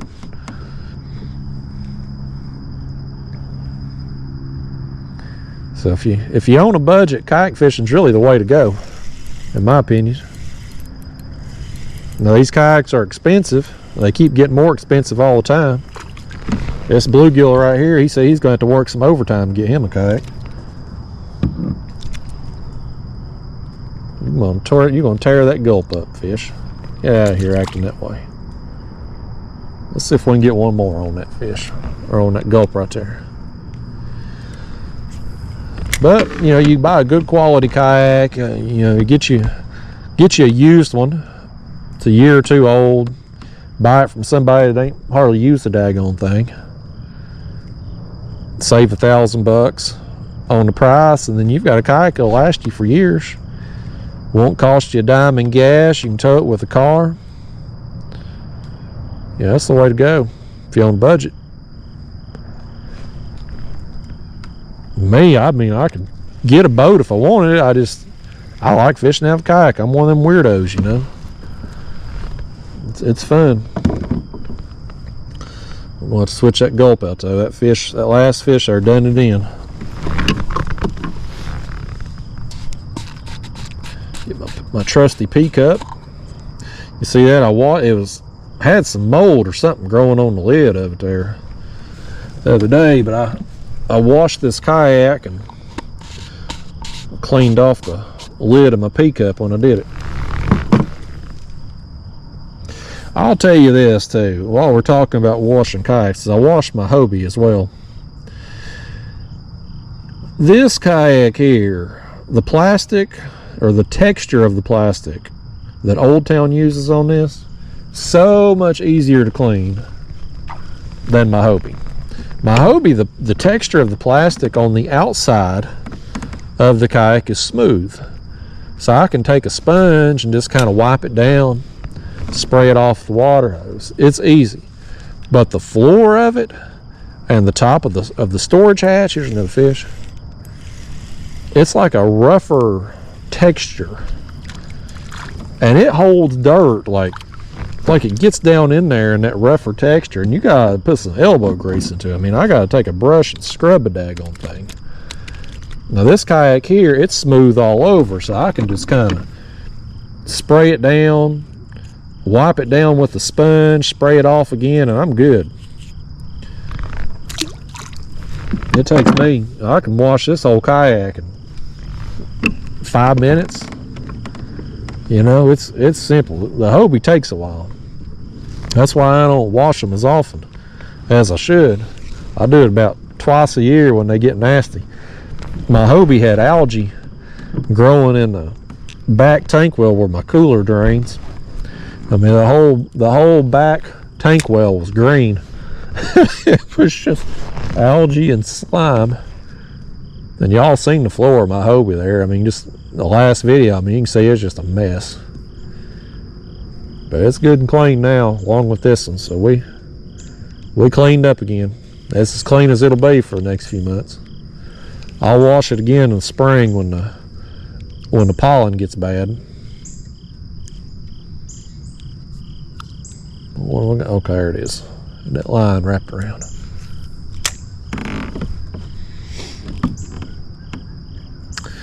The next big thing for me, I don't have any more trips planned coming up in the near future.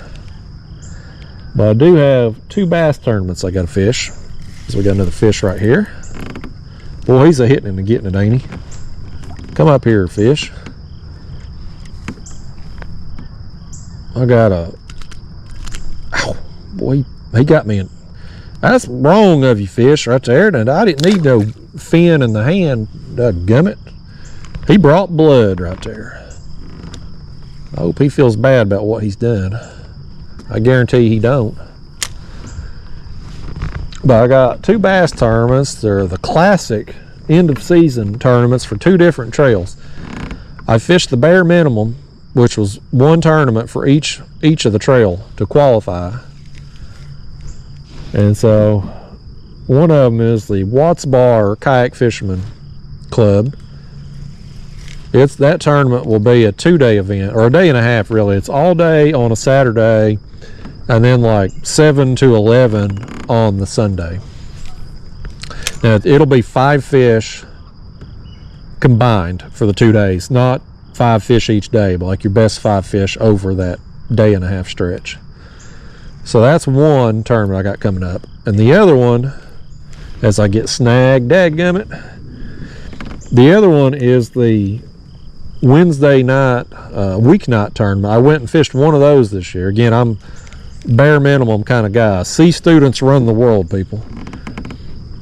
But I did the bare minimum to qualify for it, and so it'll be on Fort Loudoun. It's next month.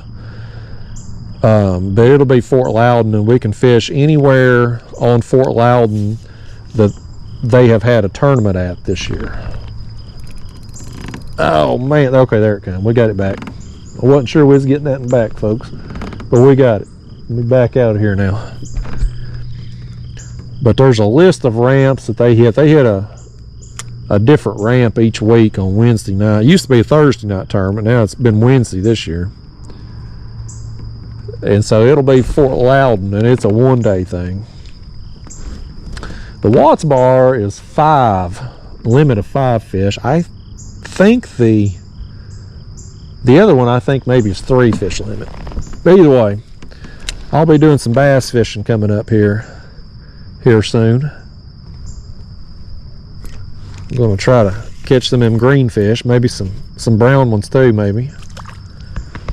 I'm probably just going to throw a spinnerbait all day for both tournaments. That's probably going to be what I'll do. I like throwing a spinnerbait this time of year in the fall and catch fish on it and catch some better quality fish on it. So that's probably what I'll do. I'll just go out there and just throw it for however long the tournament is. You know, it's something about that. Some of you will disagree with this, and that's okay.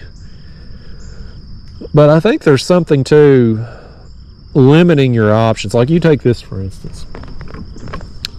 We're out here fishing with this Gulp today. This is the only bait I'm throwing today. And I knew that when I left the house this morning. That fish right there, dadgummit, spit that hook right there in front of us. But when I left the house today, I knew this was the one bait I was throwing. I was going to throw it all morning out here. You know, we've caught a bunch of fish, obviously, but even if we wasn't catching a bunch of fish, I was going to throw this bait. I wasn't going to change it. So there's something too, I think, limiting your options. If I wasn't doing any good out here, if we wasn't getting any fish, I wouldn't be sitting here thinking about, oh, well, maybe I should pick up this rod and throw this bait, or pick up this rod and throw that bait. That doesn't even cross my mind.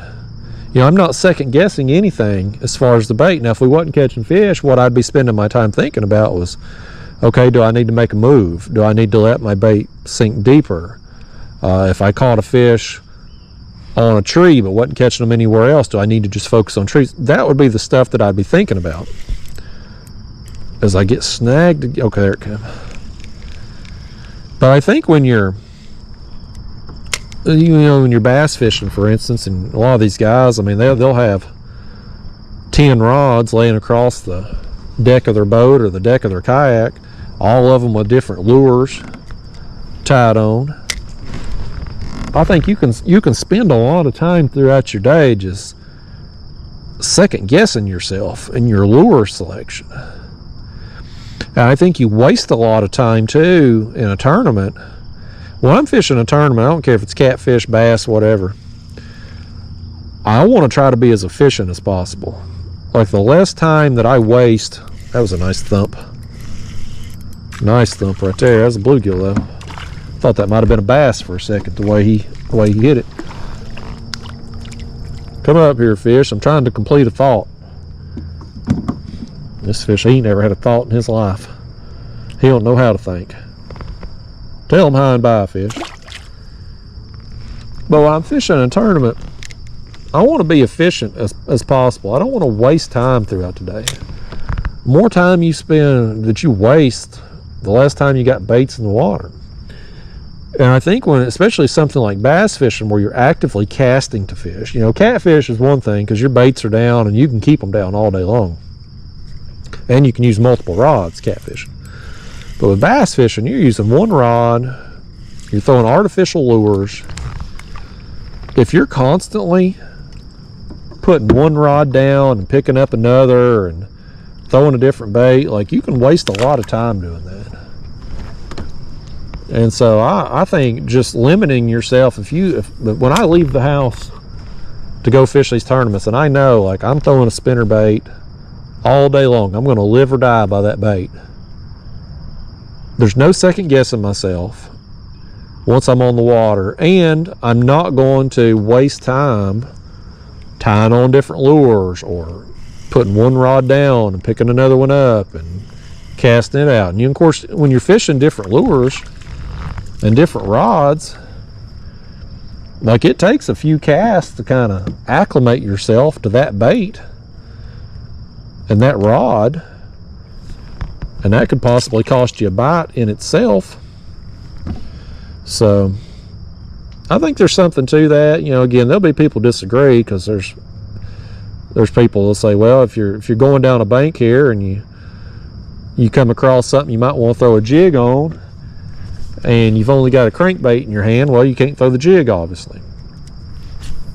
You know, they're better bass fishermen than I am. They can surgically dissect this area, throw a spinnerbait here and a jig there and a crankbait on this rock, and, you know, yada yada yada yada. I obviously ain't that kind of bass fisherman. I'm gonna just get out there, cover some water, and try to put that spinnerbait in front of as many fish as possible. And if I can put it in front of an active fish, I'm probably going to catch it. You know, this time of year, a lot of these fish are chasing schools of shad and stuff. That's a pretty common thing in the fall, pretty common pattern. And by the time these bass tournaments come up, our water will have cooled some more with these cooler nights we're having, and they're going to be moving into these creeks and coves and stuff, chasing bait. So that'll be my strategy on bass tournament day. Y'all interested in them videos, they'll be coming out. I'm planning on filming them. I didn't film other tournaments. The 2 tournaments I fished to qualify for these 2 trails classic tournaments, I didn't film those. One of them was at night, so I knew I wasn't going to get any good footage, and the other one was just, a 3-hour deal on a Wednesday night, so I didn't do any good. I only caught 2 fish, so I wasn't going to subject y'all to that. But these longer tournaments for these classic events, it'll give me the opportunity to get more footage as this bluegill goes crazy. It's hard to get longer videos when you bass fishing, unless you're catching a bunch of fish, because you're using heavier rods and heavier line, and so when you hook a fish and you reel him in, hell, the fight's over in 30 seconds. It ain't like a catfish. You hook a big catfish, it's going to take a few minutes. So unless you're just really wearing out the fish, if you go out there and you catch, let's say you catch 5 bass, well, great, you got a whopping 2.5 minutes of content, So you gotta catch several fish to get a decent length video that somebody'd be interested in watching. But that one tournament, again, it's a day and a half. I'm not going, the first day is a 12-hour day. We can fish like 7 to 7. I'm not going to fish 12 hours, do no bass fishing. I'm going to fish the morning hours, go home, grab a bite to eat, play with the dog a little bit as I slingshot this bait back toward me. And then I'll probably go back out that evening and fish the last 2 or 3 hours, and then the following morning I'll obviously fish it. And those midday hours though, I'm gonna skip out on that. We'll let them hardcore guys go out there and catch fish then. But these classic tournaments, the nice thing about fishing them is the people who have fished the entire tournament trail. This is a better fish right here we got on. It's a little better bluegill right there, man. That's a nice one. This one's thick, buddy. Look at the girth on that thing, man. He's got some shoulders on you there, fish. You're a nice one, buddy. But them classic tournaments, they withhold part of the entry fees throughout the year to put back toward the classic. So by me fishing the bare minimum events, the other guys that have fished the entire year, they've built the pot. They've built the payouts for it. So if I am fortunate enough to cash, now I cashed in last year's Watts Bar tournament, it'll be the other guys that have built the pot for me. Plus too, the Watts Bar group always has a bunch of sponsor prizes. Like they'll have rods and goodie bags they give away that's full of lures and stuff, and they give us food, a free meal and all that. It's a real nice event. So I kind of look forward to it. I'd fish more of their trail if it was convenient to my schedule. This year I had all the catfish tournament commitments and can't be 2 places at once, you know how it is.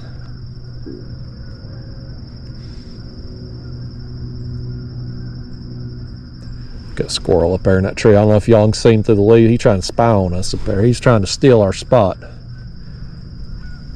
That squirrel up there, he's been on social media saying there ain't no fish in this lake. He just watched me catch about 50 bluegill coming down through here, and he wants to know how to do it. I guarantee you that squirrel just put a GPS ping right here when he saw me catch that last bluegill. Dang, you gotta watch them squirrels, man. They eye in the sky. They always watching you up there in them trees.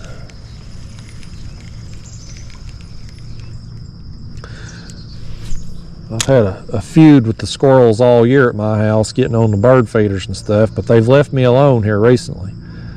I threatened to blast them, and they've left me alone. Just the threat of it's, I guess, enough to keep them away. Well, finally, as we got back into cooler temperatures here, finally getting a few more birds coming.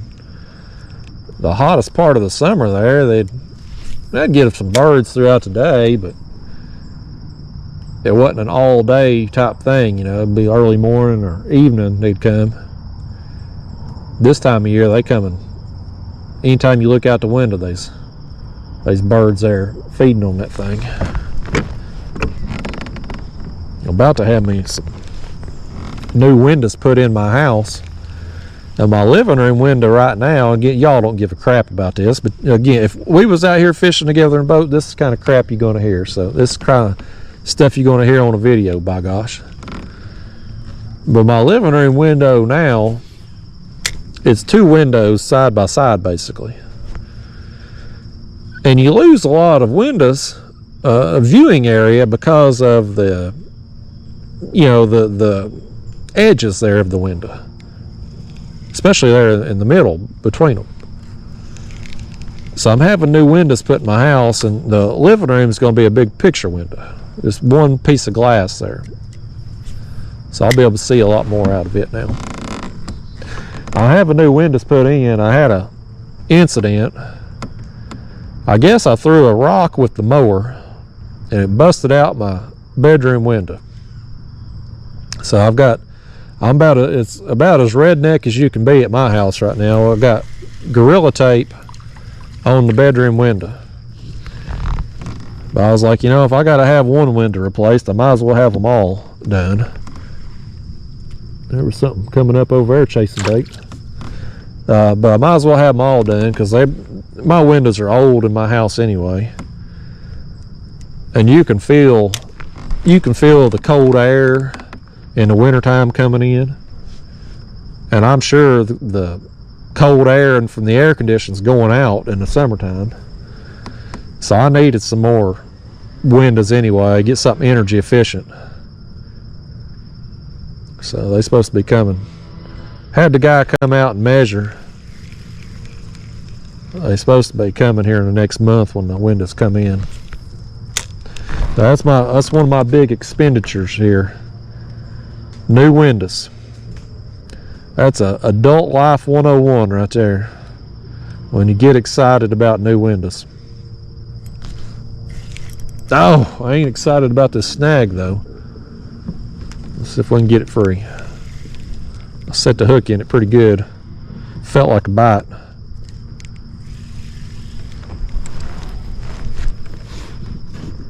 Oh, that's a jig catcher tree right there too. I see it now that I'm over here on top of it. It's got them thin branches.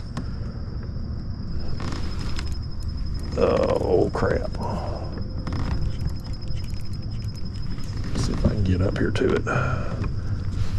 Hold on, I'm about to get in this tree here. I don't want to get them. Oh, that's a big spider on that tree now. I don't want that thing on me. Okay. Oh, goodness. Now I got my back rod sit back here in it. We're in bad shape here, folks. There we go. We got our jig back, though. We've spooked every spider and every fish in this tree, but we got our jig. Let's see if we can get out of this mess now. Y'all just admire the fancy houses over there on the other side of the river. Up here in the high rent district up here in Knoxville today. Well, I just hit something down there. There we go. Now I'm out of it. Now we're in business. All right. Back in the game, folks. Back in the game now.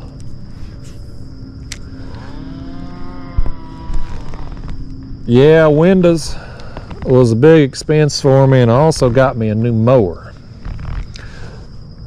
my yard, I got 4 acres of land, and my yard is about 3 acres of it, and I got some woods. But I mow 3 acres, and for the last,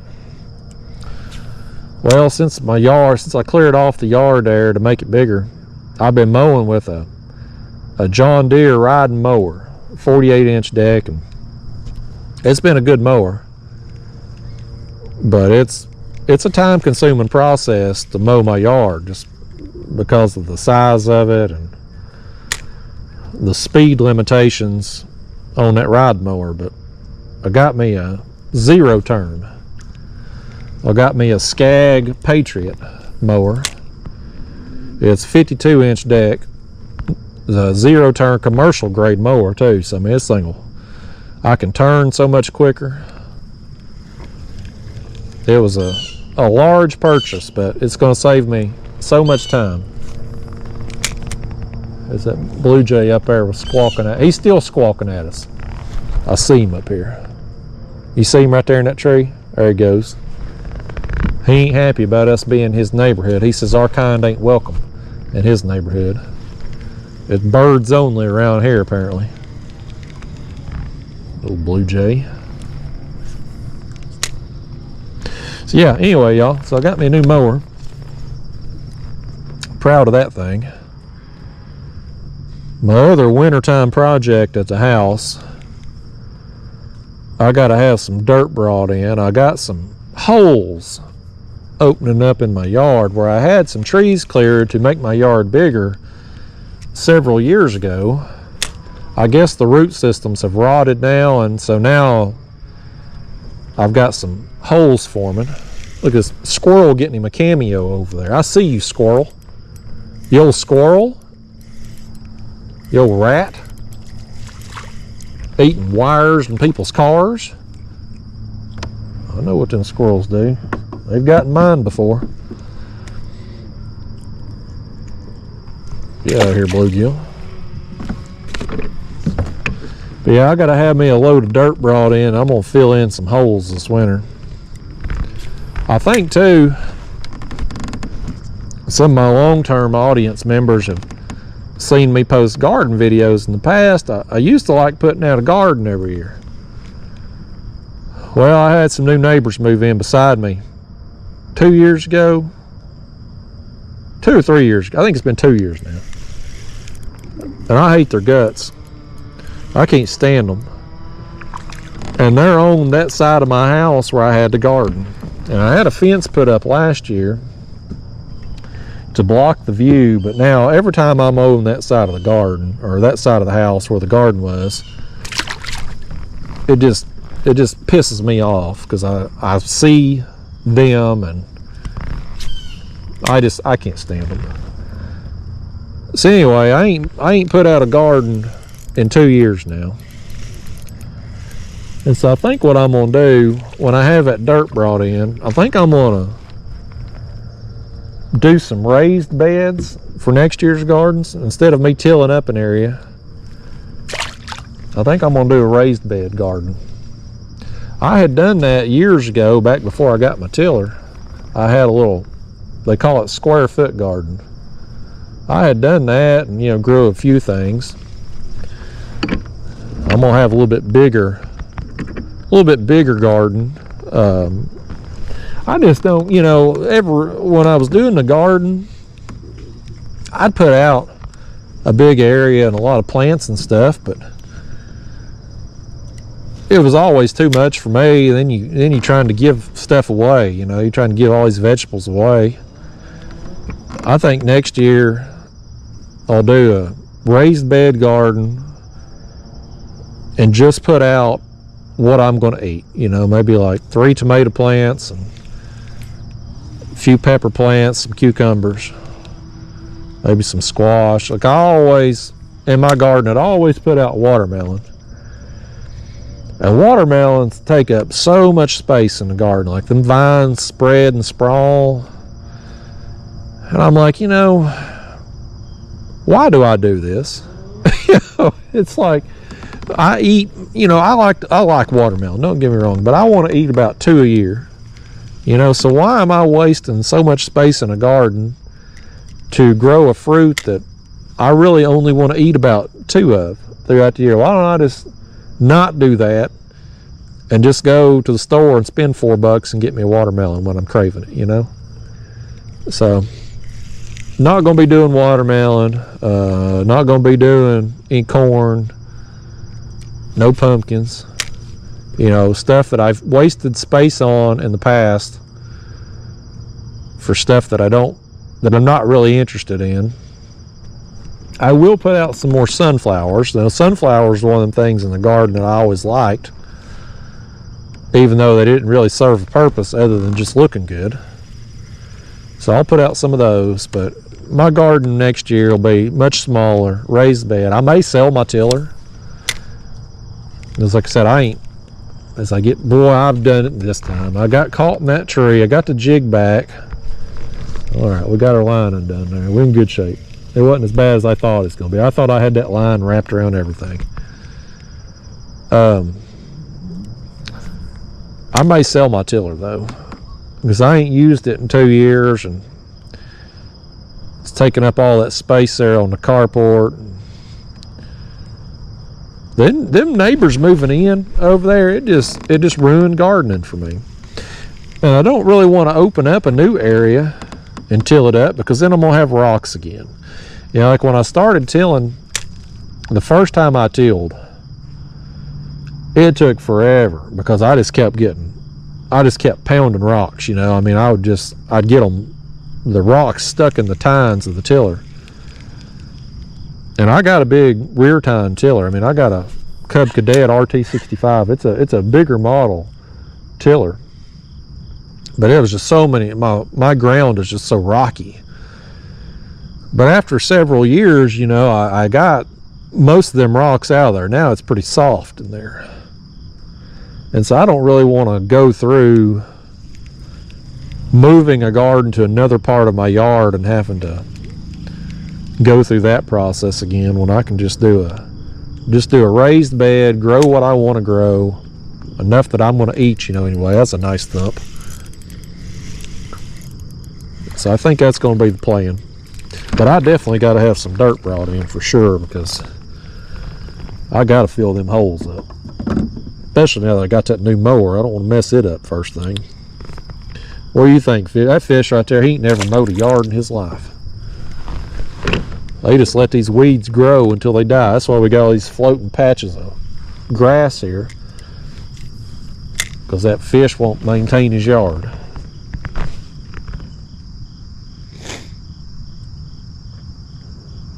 There's a sniffle. Disregard my sniffling, y'all. We're at that point in the year. It's warming up out here now, but this time of year, it's a little chilly in the mornings. Gonna be some sniffling going on. Winter will be here before we know it. Bear with me, we gotta go get a jig back here. I gotta do some parallel parking here.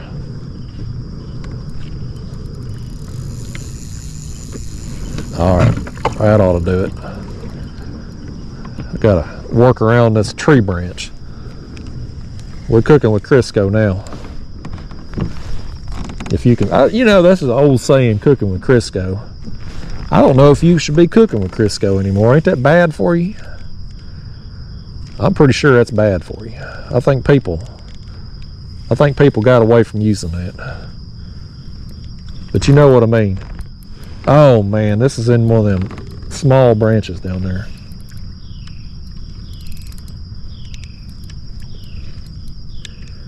Oh, dadgummit, we've broke off.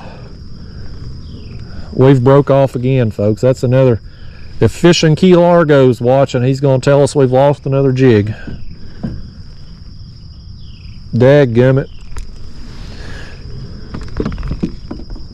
Well, good news is I got several laid out over here on my magnet. I'm proud of that magnet, man. That's the best kayak fishing accessory that I've ever put on any kayak. I got my reading glasses here. This is I mean, if you're my age, folks, get you some of these reading glasses. I don't know how much Lynn paid for these things, but by gosh, they're worth their weight in gold. It's so much easier to thread that line through the eye of that hook when you can actually see the line and the eye of the hook. Imagine that, right?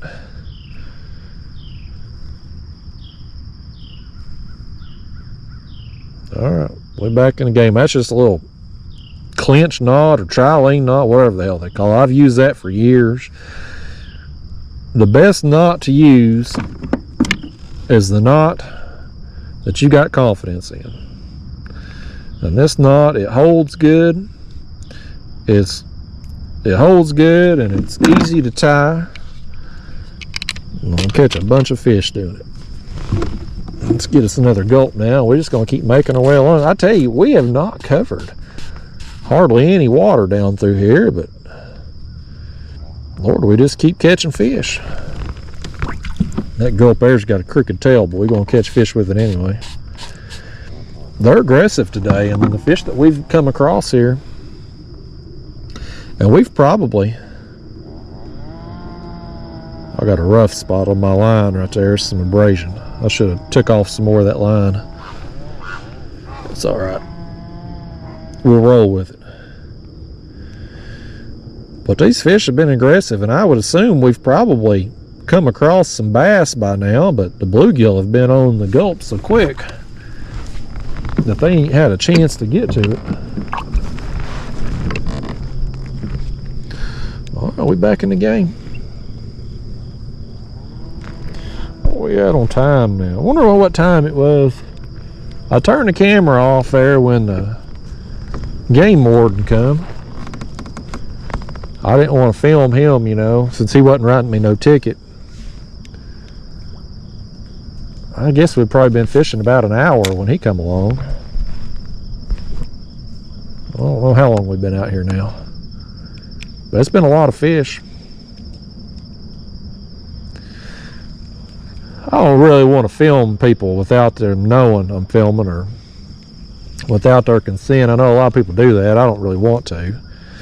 Now, if there was a game warden being a jerk or something and trying to write me a ticket, well, I probably would film that, you know, because then I wouldn't care as much since he would be a jerk. But that guy was nice, and he's just doing a survey thing, so y'all don't want to sit through that. I tell you, it always gets just a little nerve-wracking anytime you get pulled over by a cop. I don't care if it's on the water or going down the interstate, you know. You're like, what are they gonna arrest me for?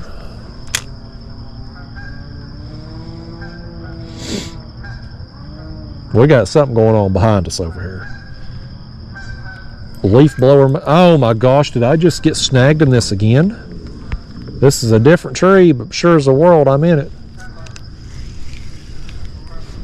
I've been fortunate on these raw and uncut videos that I haven't had situations where I've gotten snagged and lost a jig like 3 times in a row. I've been fortunate, and that happens all the time when you're fishing and you're doing this style. Like you fish around all this wood, throwing in trees and brush and stuff, like you're gonna lose some jigs. But it's frustrating when it happens, and you know, you lose a jig, you retie, you throw back in, next cast, boom, you snagged again. Retie, throw back in, boom, snagged again. Like, it's so frustrating when that happens. Oh, I can't get that.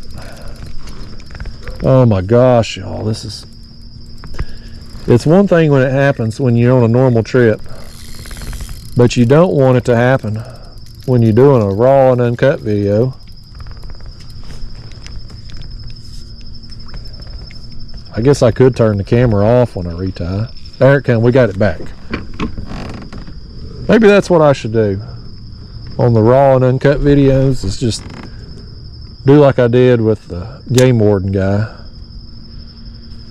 and just cut the camera off. But you know what would happen if I did that?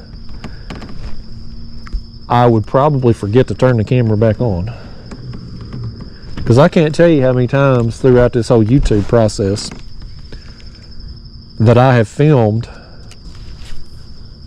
and then, you know, filmed a segment, go to turn the camera off to reset everything, and realize I wasn't filming at all. That's happened so many times through the years. So probably a better idea for y'all to just fast forward through me retying than for me to turn the camera off. As we reel in another fish. Thank you, bluegill. Come on down. It's your turn today.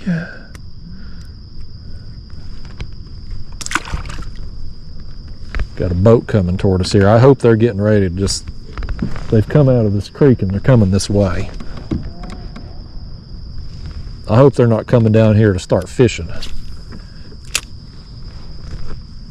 If he is, he'll be the first one I've ever seen fishing down through here. I don't understand these, I mean, I don't understand bass fishermen anyway. But they run so far away from where they launch at. They're passing by thousands of fish. Why don't they just try fishing right there where they're at? Especially these boat ramps where there's a lot of tournaments out of. Because they're releasing fish every time they have a tournament. They're releasing them right there. You know, they're gonna find places to live around. They're not going, you know, if you caught that fish 20 miles away, he ain't swimming back home. You know what I mean? He's going to find a new home right there close to that ramp. Sure as the world, they fishing right up there. There's a good distance between us, so it won't affect us now. Hopefully they fish slow, because I'm going to take my time down through here. Wherever we end up at today, if I come back out here again and do this type of fishing sometime, we'll just pick up wherever I leave off at.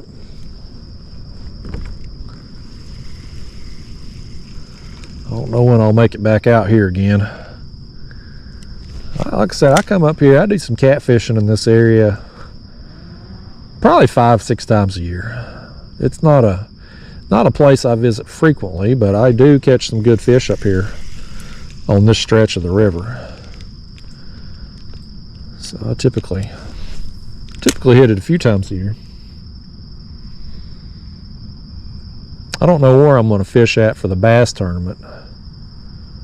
I know the Watts Bar tournament, I know where I'm going to fish at. But the one that's here on Fort Loudoun, I don't really have a good game plan for it just yet.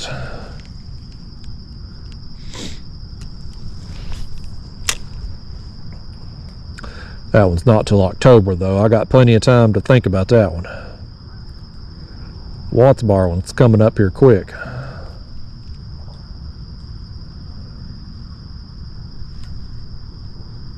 I don't know what this fella up here's doing. I can tell you, if he's got him an ultralight rod, he's gonna catch him some bluegill up there though. I know that. I can't tell if he's trying to crappie fish or bass fish or what. Ain't none of my damn business. I don't know why I'm worried about it. I'm just out here people watching. He's the only people to watch right now. That blue jay and the squirrels moved on.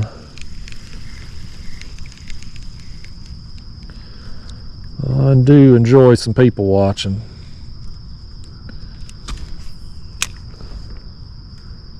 Walmart, I always got my eyes open. I try not to make eye contact with people because I don't want to have conversations, but I will watch and see what people's doing. I went up there in Indiana, I was looking around that casino. There's all old people up there though. It's like a damn nursing home in there for the 10 people that was at the casino. That's why I couldn't figure out how the hotel and the casino was full when there wasn't nobody at the casino. I mean, even in the parking lot, there wasn't hardly anybody there. I couldn't figure out where the hell they was at.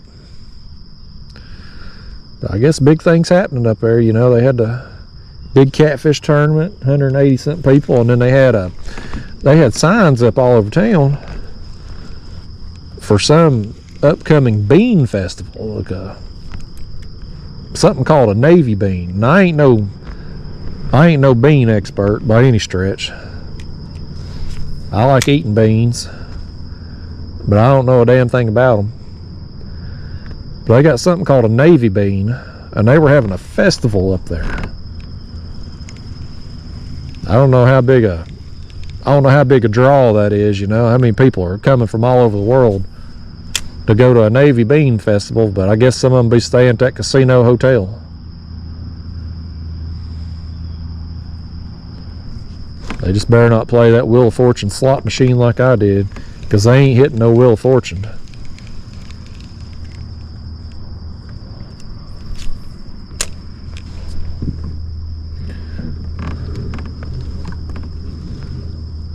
We ain't got no casinos here in Tennessee. It's probably the best that we don't, for my bank account. We are allowed to bet on sports now. They changed that a couple years back. But we can't do bingo. You can't do casino. Seems like there's something else we can't do too.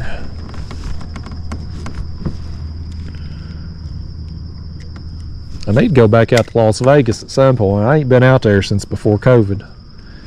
But I always like going out there because you can have a good time for very little money in Las Vegas. As crazy as that sounds. Like, there's so much free stuff to do at all the casinos, the things they have to get you in the door. It's a very economical vacation. It's a lot of fun. As that bluegill goes crazy, he didn't want to go to Las Vegas. That bluegill, he never wants to leave this body of water. He says if he leaves this body of water, he's going to be bait somewhere else. He knows what's up. He's smart. He's on to the game. But I would like to go back out there to Vegas at some point. It's a fun time. Probably wouldn't even recognize the town at this point, the way things change out there so quick. You know, them Vegas casinos are making a lot of money when they can tear down a building that costs millions and millions of dollars to build another building that costs millions and millions of dollars, and do that every few years.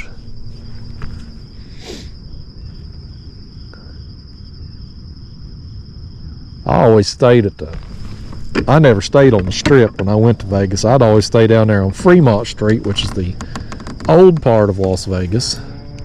And my gosh, I'm snagged again on this tree. I was trying to throw beside it and threw out, there it come. We got it back. But I'd always stay down there in the old part of Vegas. Hotels were cheaper. The casinos are closer together down there. And you're right at the end of the Strip, so you can just hop on the bus and go down to the Strip real easily. That's how I always rolled with it. So if you're looking, if you clicked on this ultralight fishing video to get some Vegas travel trips, there you go. Again, people, if we were fishing together, that's the kind of thing that would probably come up today. All right, that's just how it is. We're conversating out here, even though I'm kind of conversating to myself. But in my mind, you're here with me, and we're conversating together as this bluegill thumps it, man. They own this tree right here. You small bluegill, you got any bigger friends down there, or are we going to move along pretty quick here? He better let one of his bigger kinfolk bite this thing, or we're going to move along. The current's going to move us along anyway.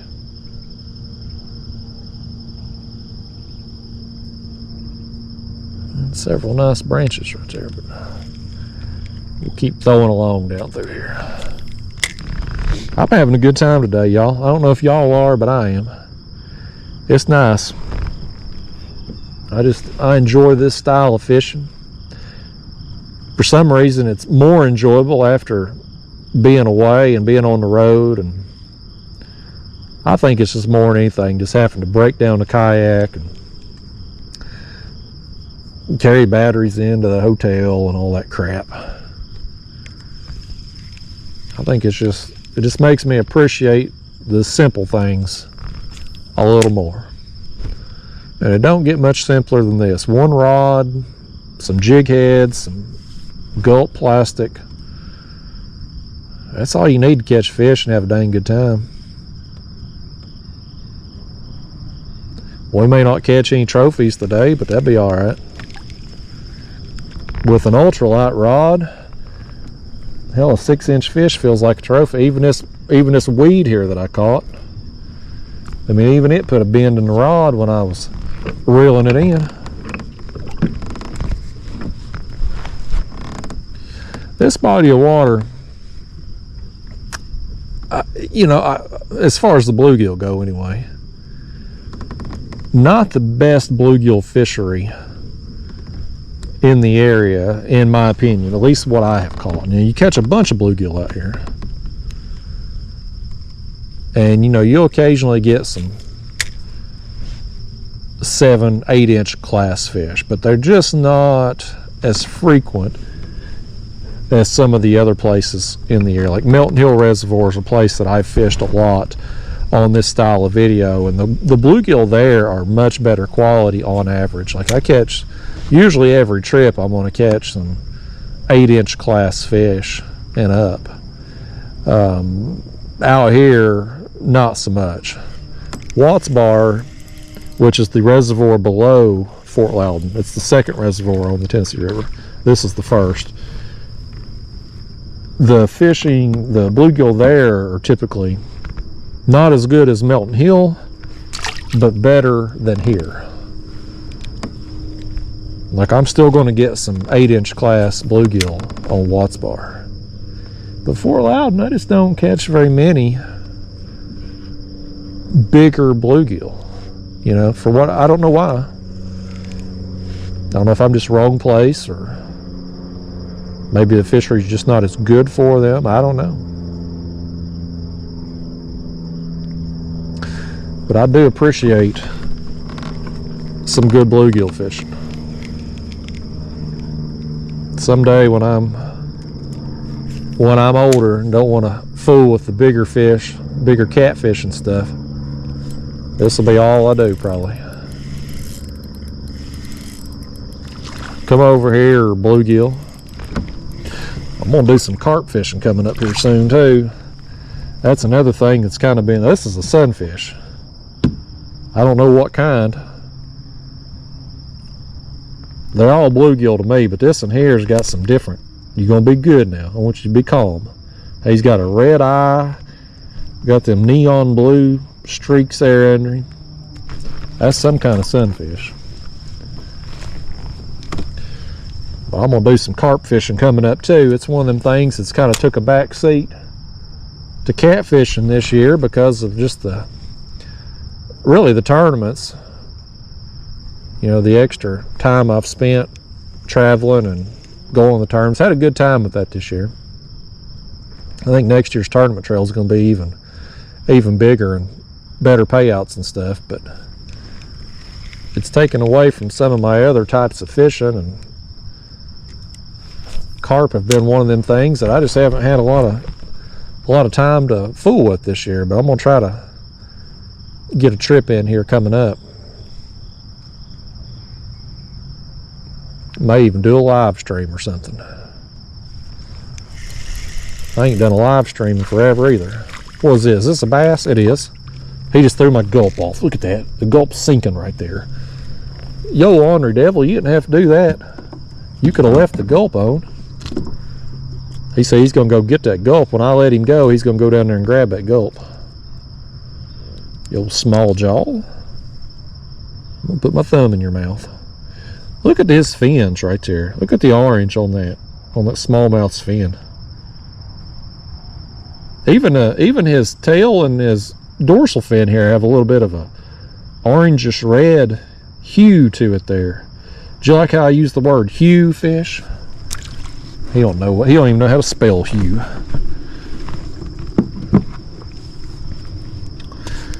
I had a word get me. I do Wordle every day.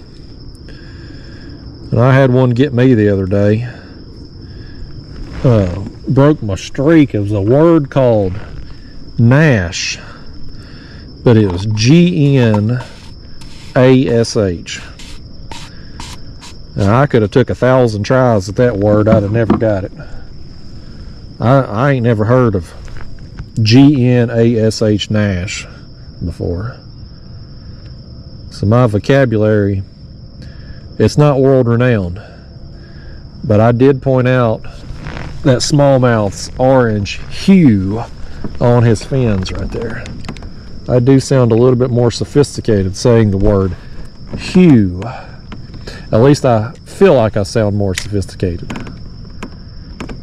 I'm going to say hue one more time, just because. I hope we catch another fish that's got an orange hue on it. I can't stop, now that I've started, I can't stop saying it. But don't ask me how to spell it.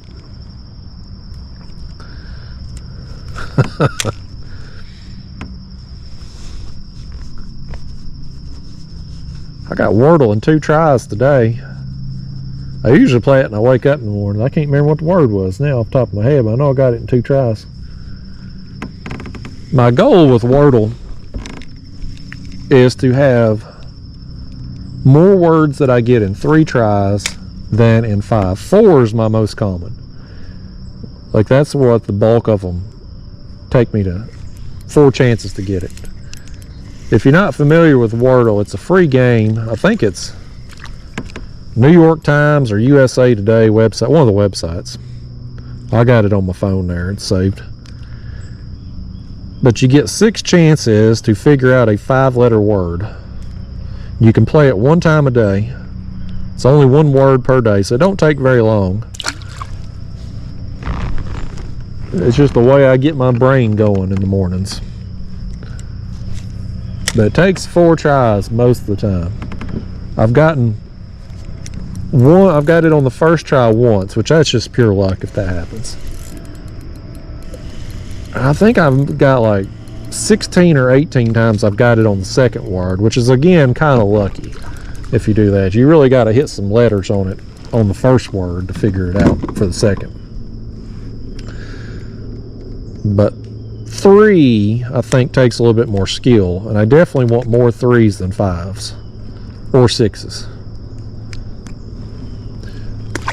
If it takes me 6 times to get Wordle, then it's a word kind of like that Nash word. Like on that one in particular, by the second or third try, I had the ASH on the end of it. As we got another fish here. Oh, that's a bass. Oh, he's jumping, buddy. Give us another jump, you old smallmouth. He just hit the kayak. He's gonna knock himself out. You're gonna knock yourself silly hitting the kayak like that, fish. Let's see if you got an orange hue on your fins there. Come on over here, fish. He's still a small fish, but a little bit bigger than the other smallmouth we've gotten. He does have a little, he's a little bit more red there on his fin. Your friend had an orange hue on his fins. He don't know what a hue is either. But yeah, if I get a word that takes me 6 tries, it's one where it's a, you know, maybe I've got like the first 2 letters are like an SP, and you've got a million different words that it could be. Or that Nash word, I had the ASH, but I tried so many different combinations of, you know, the first 2 letters. I got to the end and I was like, it could be a couple, 3 different options, and I would have never picked Nash ever. But if I lose, that's why. So yeah, that one broke my streak. The other thing that breaks your streak on Wordle that I don't like is if you miss a day. Like sometimes I'll break my routine and I'll forget to play, and then it cancels out your streak, even though you didn't lose. I wish they had changed that. Well, we got a bluegill that's pretty nice, and we've got that smallmouth over here. I'm gonna make a few more casts on this log. Oh! Now, calm it down, buddy. You're gonna get yourself hurt too now. You're more of a yellow looking bluegill right there. These bluegill have had a variety of color today. That one's kind of yellowish.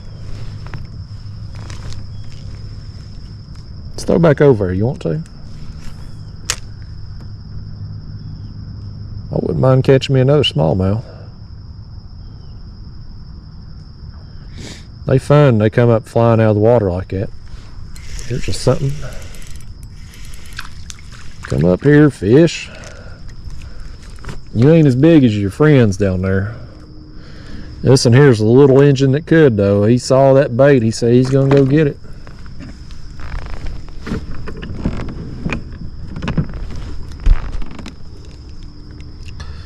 I'll throw over there again.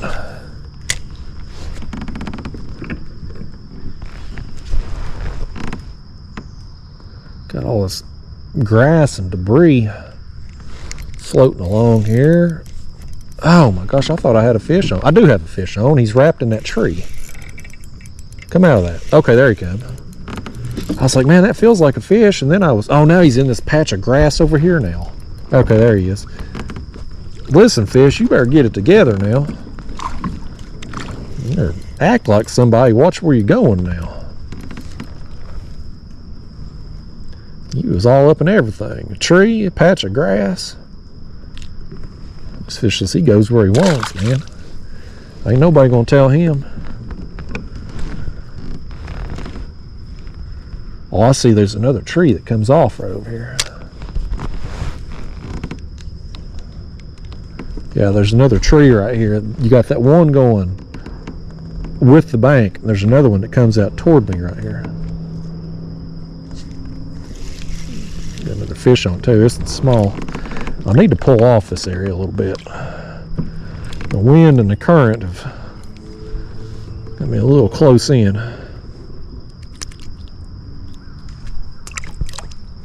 All this debris on the water makes it tough to get your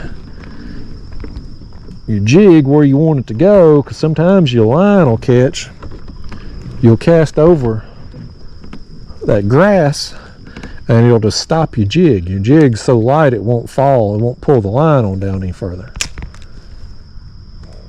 It happens a lot in the fall when the leaves, our leaves aren't really falling yet. They're starting to turn a little bit, but once we get a bunch of leaves on the water and stuff, we'll have the same kind of issues. Another one hit me.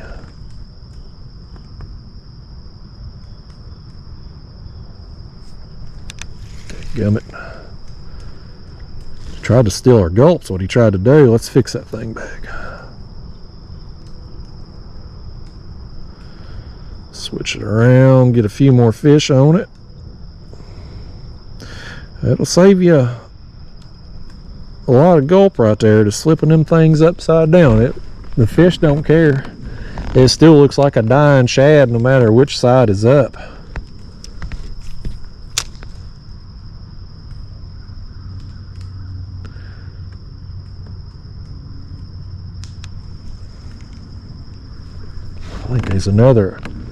I think there's another tree right over here that comes out too from this side.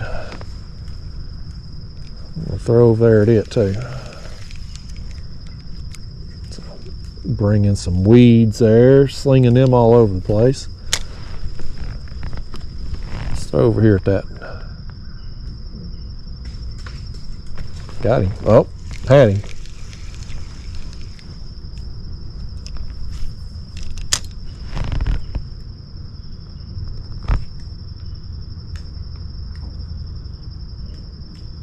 Oh, there he hit it. I felt bump. I knew if there was fish on this one, they had to be fish on the other one too. that right bluegill. I wonder how they determine which tree they're going to be on. You think there's a leader? And like one of them decides we're staying on this tree for a while and the others just follow, or they just show up at random? There ain't no telling. Getting in the mind of a bluegill, what a crazy place that would be. It's such a fun fish to catch though. So underrated. I guess because they're easy to catch and, you know, smaller than a lot of the other species. They just don't get as much pressure, you know. It's seen as like a kid's fish. This is how you introduce kids to fishing. Adults too good to do it. Not me. I could sit out here and do this all day. I can't today because I got an appointment today. But you know what I mean. You know what I'm trying to say. I like catching bluegill. Hope I never get too old for it. Oh, well, I just hit myself in the head with that jig. That fish bit it and let it go. I popped myself right in the face with it. Right in the brim of the hat. Dadgummit, now I got my line all wrapped around my rod. The way that thing was shooting back at us, some of his lives flashed before your eyes right there. Got a piece of grass on it now. Alright. Well, let's move along here. Let's go around this big tree that's hanging out. We'll get on the other side of it and make some more casts.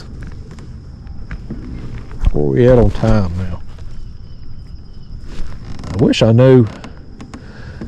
knew how much time had passed before that game warden come along, because that's how I was going to tell when I need to leave today. It was how much time was on the camera. I forgot to look at that before I turned the camera back on.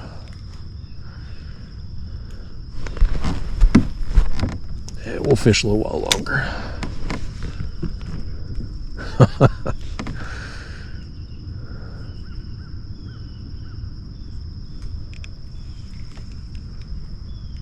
What kind of tree that is? Got a nut on it there. Guess that's a hickory tree. Oh, they're awful small nuts. I'm gonna need a tree expert to chime in on that. I got a hickory tree in my yard, but the leaves look different than that, and the nuts are bigger. I don't know what kind of nuts are on that tree right there, but it's full of them. Dang squirrels will be all over it. One of you's lost your orange bobber. There it is. I see it. I found the other day I was going to get bait there for the tournament, and there was a football floating in the water. I took that thing home to Daphne, and she's done chewed the laces out of it and chewed holes in it. But she liked it while it was functional. At least that toy was free. It's better she'd chew up her free toys than her toys that we paid for.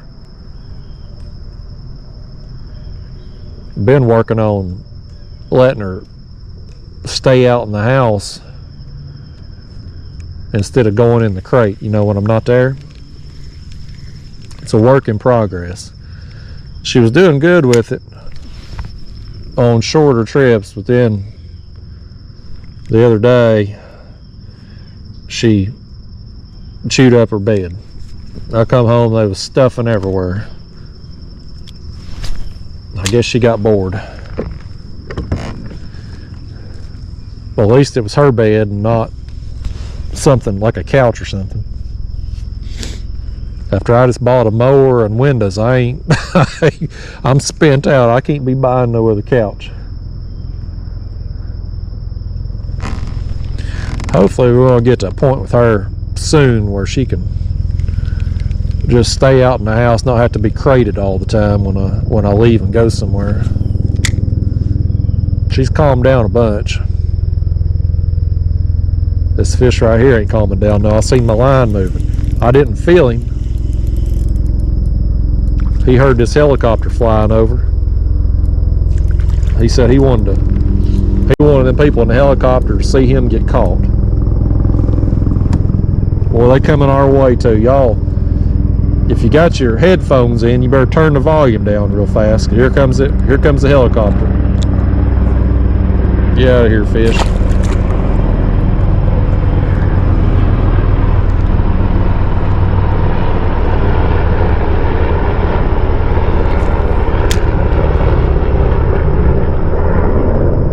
Lord, that thing's loud. Reminds me of old Arnold Schwarzenegger. Run, get to the chopper. I can't do Arnold's voice. But I bet you Arnold can't do my voice either, so there's that.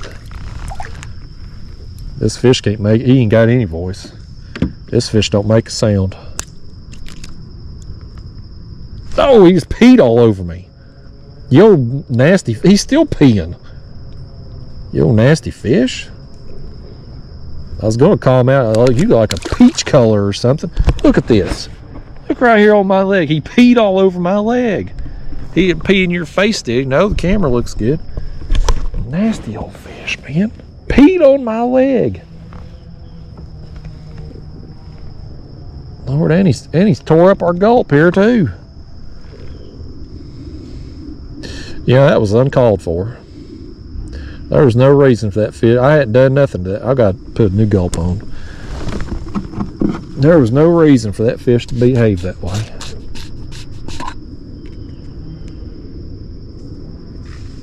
And it's got a crooked tail on it too. We're going to use it. These fish today are so aggressive. They don't even care.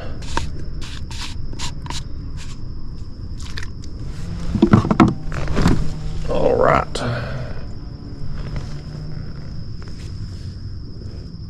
That thing on. I say it in about every video, but it's important. If you knew, you want to put these gulp on as straight as you can on that hook. Now this one here, it's got a crooked tail, so it's probably going to spin on the way down, but you want them things kind of gliding down. You don't want them doing no helicopter spin.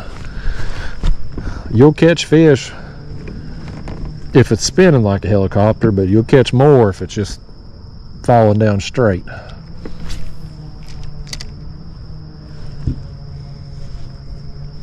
Some of them gulp though, for whatever reason, they're just they come with crooked tails. I don't know if it's part of the manufacturing process or what. We got another fish here too, man. It's been a productive day on numbers. We ain't got nothing of really any good size. We've had a couple bluegill that have been thicker size, but I ain't even put any on the board yet because I don't think we've had any that's been close to the 8-inch mark. As I just, God, dadgummit. You know what I did? I just nailed this rod behind me in my back cast. I about said some cuss words too. I about said some cuss words and I caught myself. Made it all this time, no issues, and I just nailed that back rod. I was trying to say, here's another fish. Although we ain't got anything of any real size, the quantity of fish has been great. I mean, I don't think we've went more than 3 or 4 casts without getting a bite all morning. I mean, it's been all the way down through here too. It's not like it's been one tree that's been stacked with fish and then a bunch of dead space. I mean, there's been no dead space. We've caught fish the whole way down through here. And I ain't even went that far. Let me turn around here so you can kind of see that other boat up there. I don't know if you can see where he's at. He's kind of almost at the entrance of that creek. The entrance of that creek's maybe 30, 50 yards above him. And that's where we started at. So we haven't covered hardly any water down through here. But the whole way it's just been stacked with fish. It's fun when it's like this. Even when you ain't getting, you know, a big fish, it's still, when you're getting bit all the time, it's just fun. Fun for me, anyway. I'm a man of simple pleasures. This is a better one here. This is a better one. I don't know what this is. He's coming out, whatever he is. Oh, this ain't a bluegill. He ain't coming up like a bass. I wonder if it ain't a channel cat. The bass would have come up by now. Too big for a bluegill. It's not a crappie. A carp would have made a harder run. A drum would have made a harder run. I bet it's a channel cat. We'll find out here in a minute. He's going to take some line.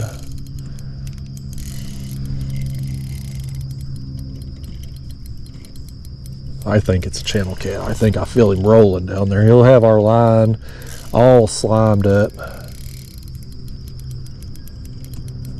I told y'all how bad I hate channel cats. They are fun to reel in on ultralight because everything's fun, but they just get your line all twisted up and slimed up. They like some gulp though. Back off a little bit here. I don't want to get in this tree as we drift along.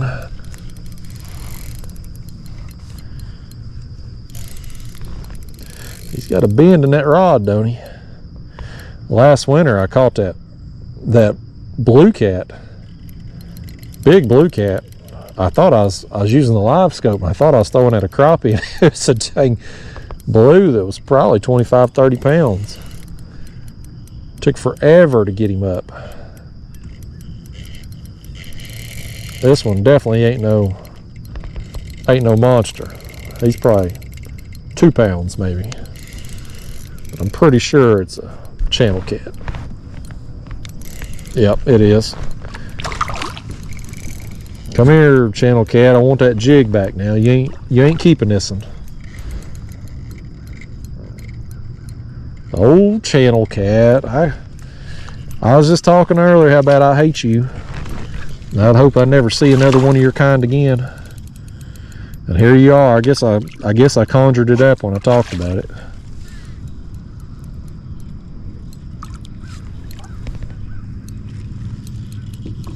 Now come here now. I don't want you breaking that line last second. I'll get hold of you. I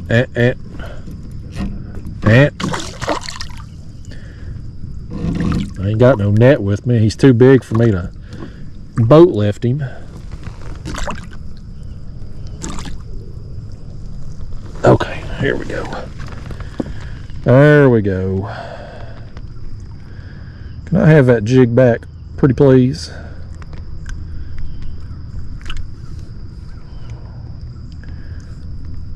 He don't want to give it up, does he?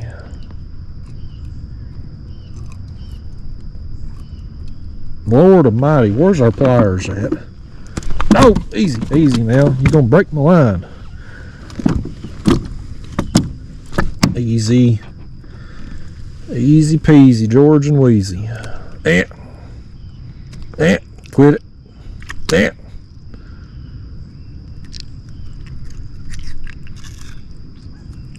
Quit that. I can't see where that hook's at. I think this would go a lot easier if you'd open your mouth and behave, fish. Old channel cat, you holding up the video here, fish. There, we got it. I probably tore my gulp all to Hades. Show yourself off there for those of you out there that like a channel cat. There you go. Them channel cats, buddy, they got a fan club. Some people out there like them. This old boy right here ain't one of them, though. I'll tell you that, man. If I never caught another one again as long as I live, it'd be all right. I mean, they have fun fight on the ultralight for sure. But most of the time, they're going to break you off. So you're going to lose a jig. And then when you do get your jig back, you got all this slime on your line that you can't do nothing with. They do all that spinning around down there, get your line all twisted up and everything. Run that slime up that direction, maybe. Let's check out our. I think our gulp's still okay. Our hook ain't bent. I think we're in good shape. Thankfully, he wasn't very big. Well, I'll tell you what, we've drifted down here. Let's just pick up here where we at, instead of turning around and going back. I bet you there's plenty of fish right over here in front of us too.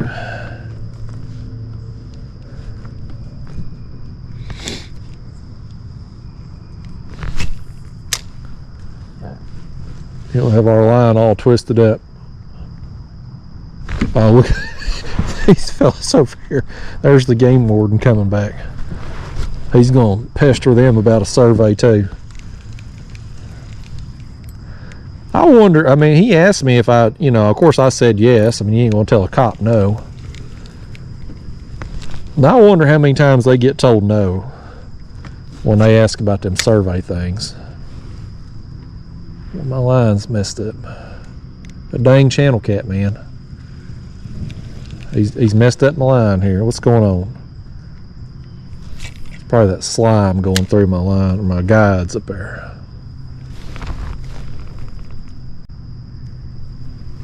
What's up with that? We're in bad shape. I had a fish right there now. I guess, I mean, if it's an option, somebody's probably told them no on them survey things. Yeah, he's going over to them. Then people, they think they're busted, you know. They're about to get a fishing license check or check their boat or something.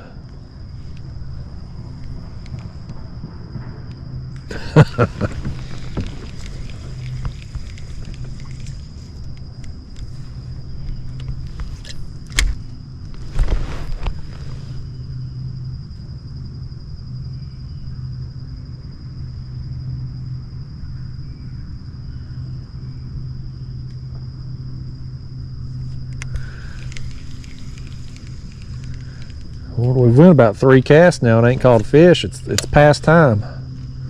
I'm getting impatient now. These fish have spoiled me today. There, we got us one. This fish said, "Don't worry, Justin. You need a fish, I got you." And here he is.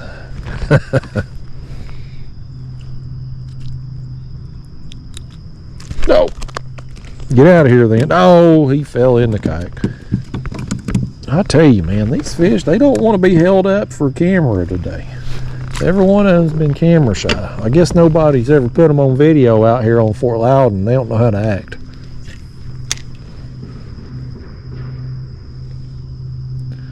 Today's their day, though. I'm making them famous today.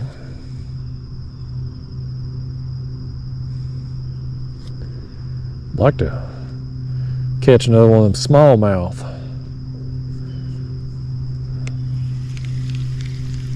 Them things just so acrobatic, man. They come up flying in the air.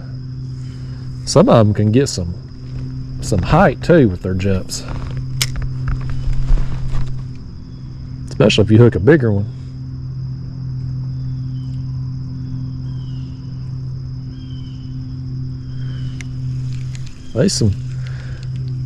There's some bigger bass in Fort Loudoun, but even this ain't as good a fishery as a lot of places.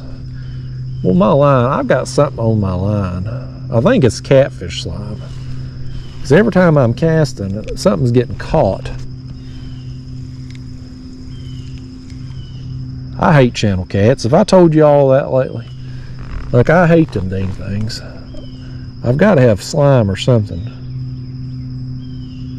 So it keeps getting caught every time I'm trying to cast. My line ain't acting right. That's better. Got a fish just like that too. Yeah, let's never catch another channel cat again. Y'all cool with that? I'm cool with it. This bluegill here, he don't like channel cats either. He says them channel cats try to eat them down there. You got bad memories of channel cats, don't you, bluegill? He hates them too, I tell you. It ain't just me, folks. Bluegill hate them too. He's brought in some weeds here.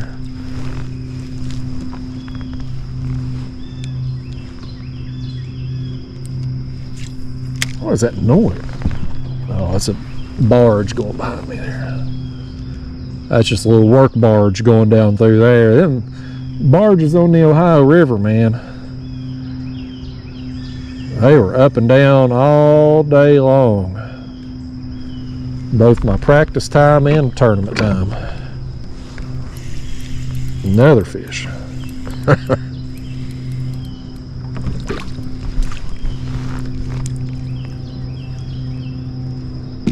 We'll have to get the pliers on this one too. You ate that kind of deep there, bluegill.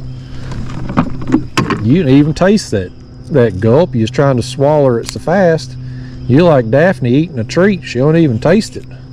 She's just trying to swallow the thing down.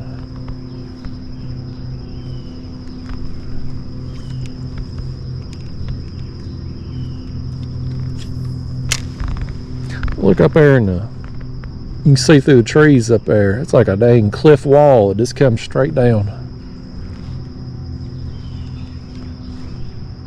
That's interesting. It's like it comes straight down up there, and then it comes off at an angle of some normal rocks down to the water. I don't know why I'm so amazed by that, but by gosh, I am all of a sudden.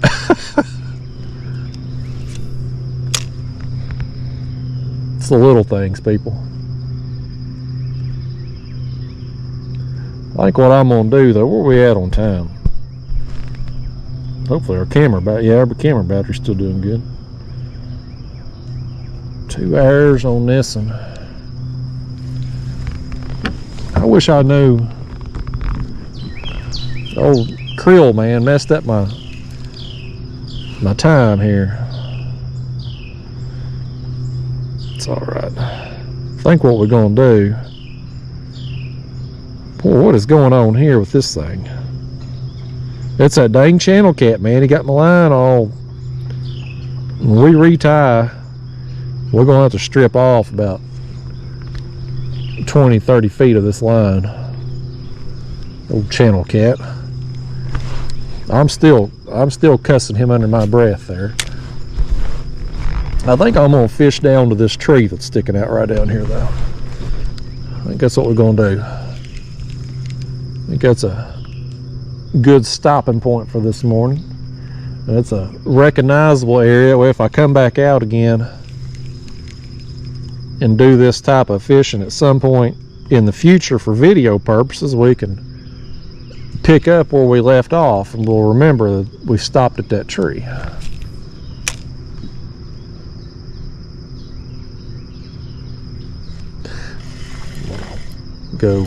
Go to my appointment today, and then after that I'm gonna go and get me some cookout for lunch. They got cookout up here in Knoxville. I ain't got that at home, so when I do come to Knoxville, it's kind of a treat that I stop at the cookout. It's probably, I would rank cookout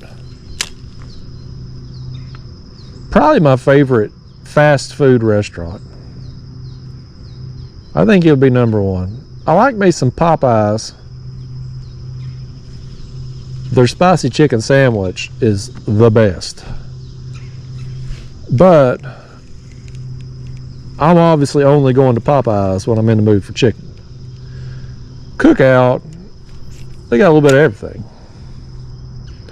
Like today, I think I'm gonna get their barbecue tray with Cajun fries and cheddar bites. I think that's gonna be the winning combination today. I would rank it probably my favorite and it's definitely the cheapest fast food restaurant. Because I miss a fish right there.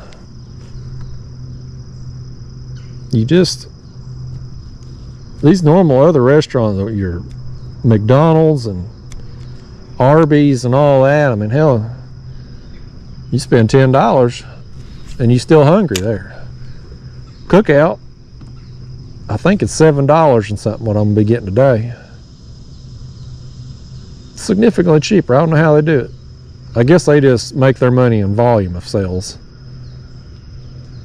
Because it's always packed. They got 2 drive-through lanes and they always backed up. But it moves fast. I gotta fix this gulp here. Old channel. I was still upset with that channel cat messing up our line like he did. Can't stand them things. If all I had to fish for were channel cats, I'd just quit fishing. I'm convinced of it. I'd find something else to do. I don't know what I'd do, but I'd do something.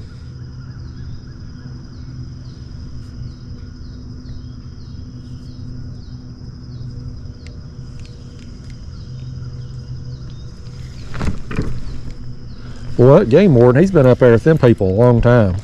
I don't know what all they talking about, but he's got a conversation going with them.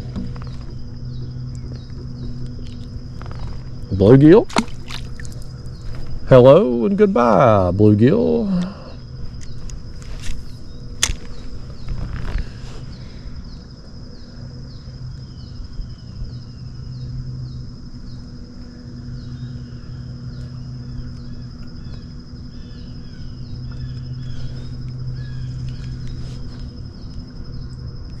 Oh, doggone it. I had one, pulled it out of his mouth. I mean, it's just been all up and down through here. Every inch of this has had fish on it. Like, there's so many bluegill. That's probably, truth be told, the fact that there are so many bluegill through here, that's probably why they've all been mostly 6 inches and under.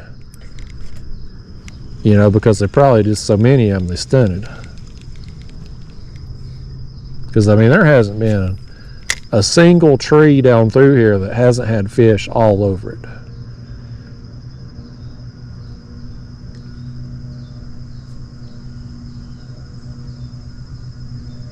I've had longer streaks today of catching fish than I have of consecutive casts without catching a fish. Like, I mean, I don't know the official numbers on that, but I mean, that's got to be the case. Because I don't think I've made more than 4 or 5 casts without getting a bite.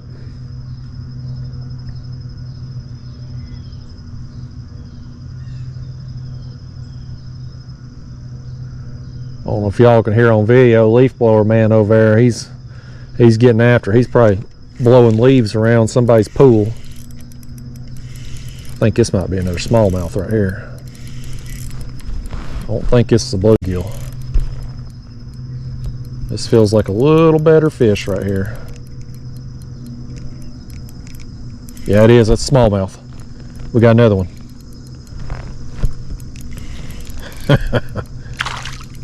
I was hoping to get another one. He ain't come up flying through the air though. That right there didn't want to give us no acrobat show. Come over here, let's see if you got an orange hue on your fins.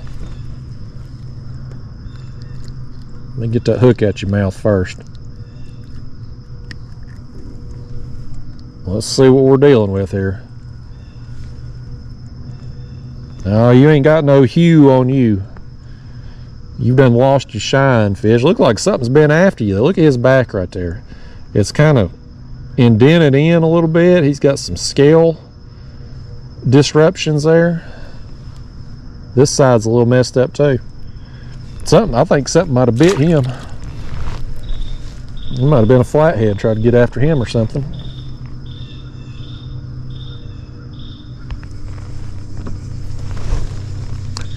All right.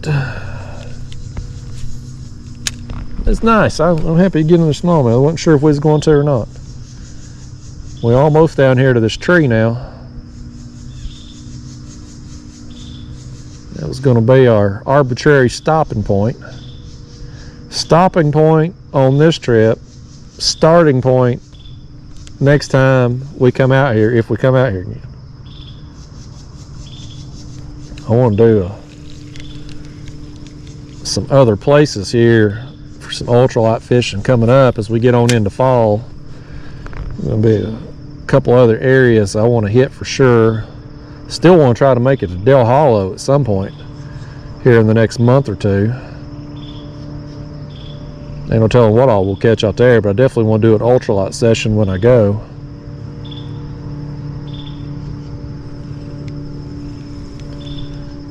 It's been a fun morning out here for me for sure.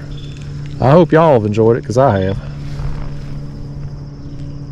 It's just one of them things about ultralight fishing. You know, even when you catch a blade of grass like this, you reel it in, you got a bend in your rod, you know. Ultralight it just don't take big fish to have a good time.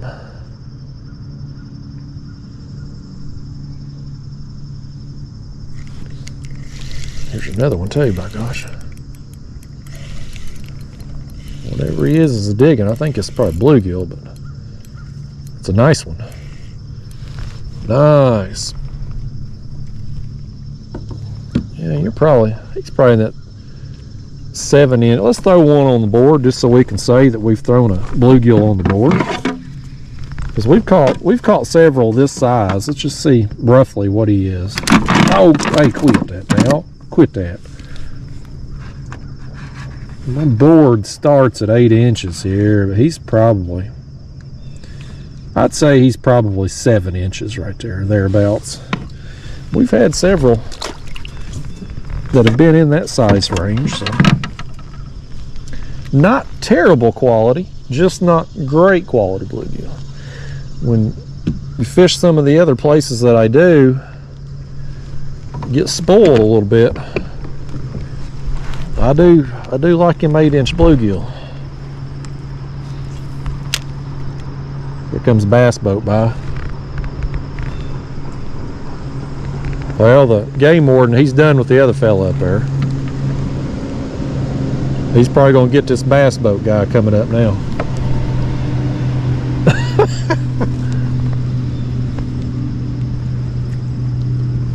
Well, this gulp's about had it. We're at a good stopping point here, for sure.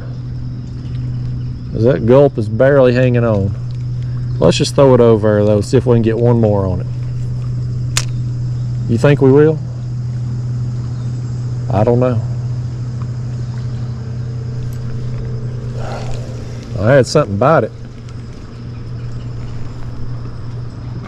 There ain't nothing more I can hook it either. That gulp is done. I want to see if I can get. We're either going to fling it off the hook or we're going to get another fish on it.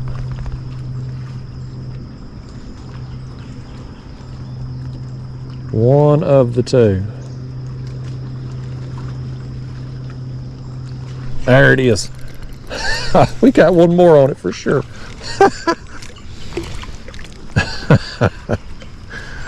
Thank you, bluegill. Oh, about to wash up into this tree here. I'm watching you, bluegill. I ain't minding my surroundings there.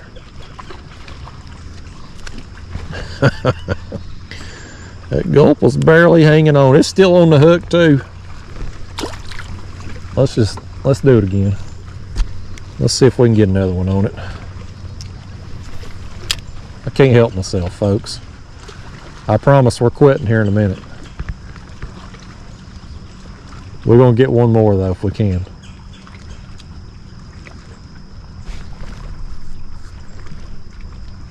Let's get over here on the other side of this tree.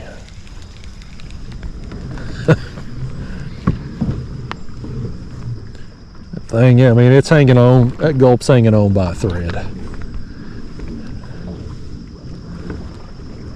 Let's throw over here on the back side of it too.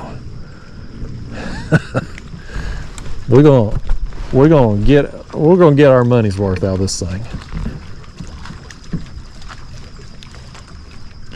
Get our money's worth out of this Gulp, and then we're gonna get out of here.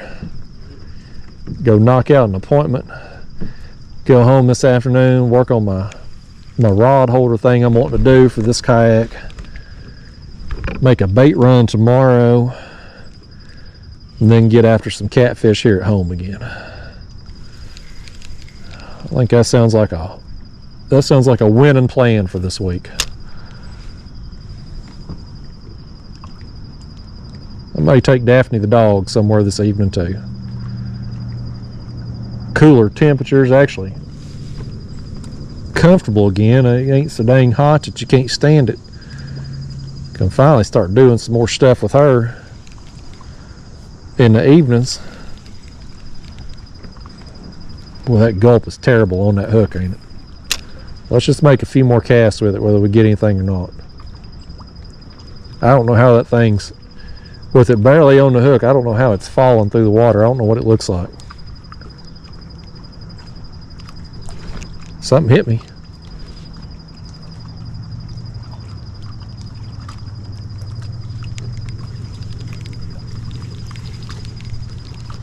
It's still on there though.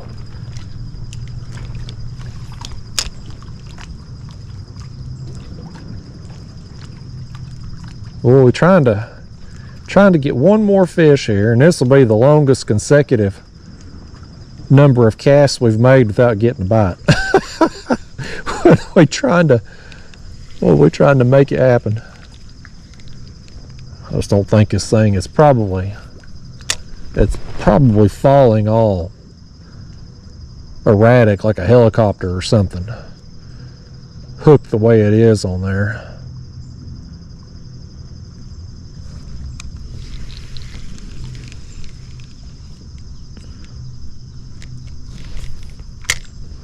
This is going to be the last cast right here, people, whether we get one or not. But let's try to get one with it.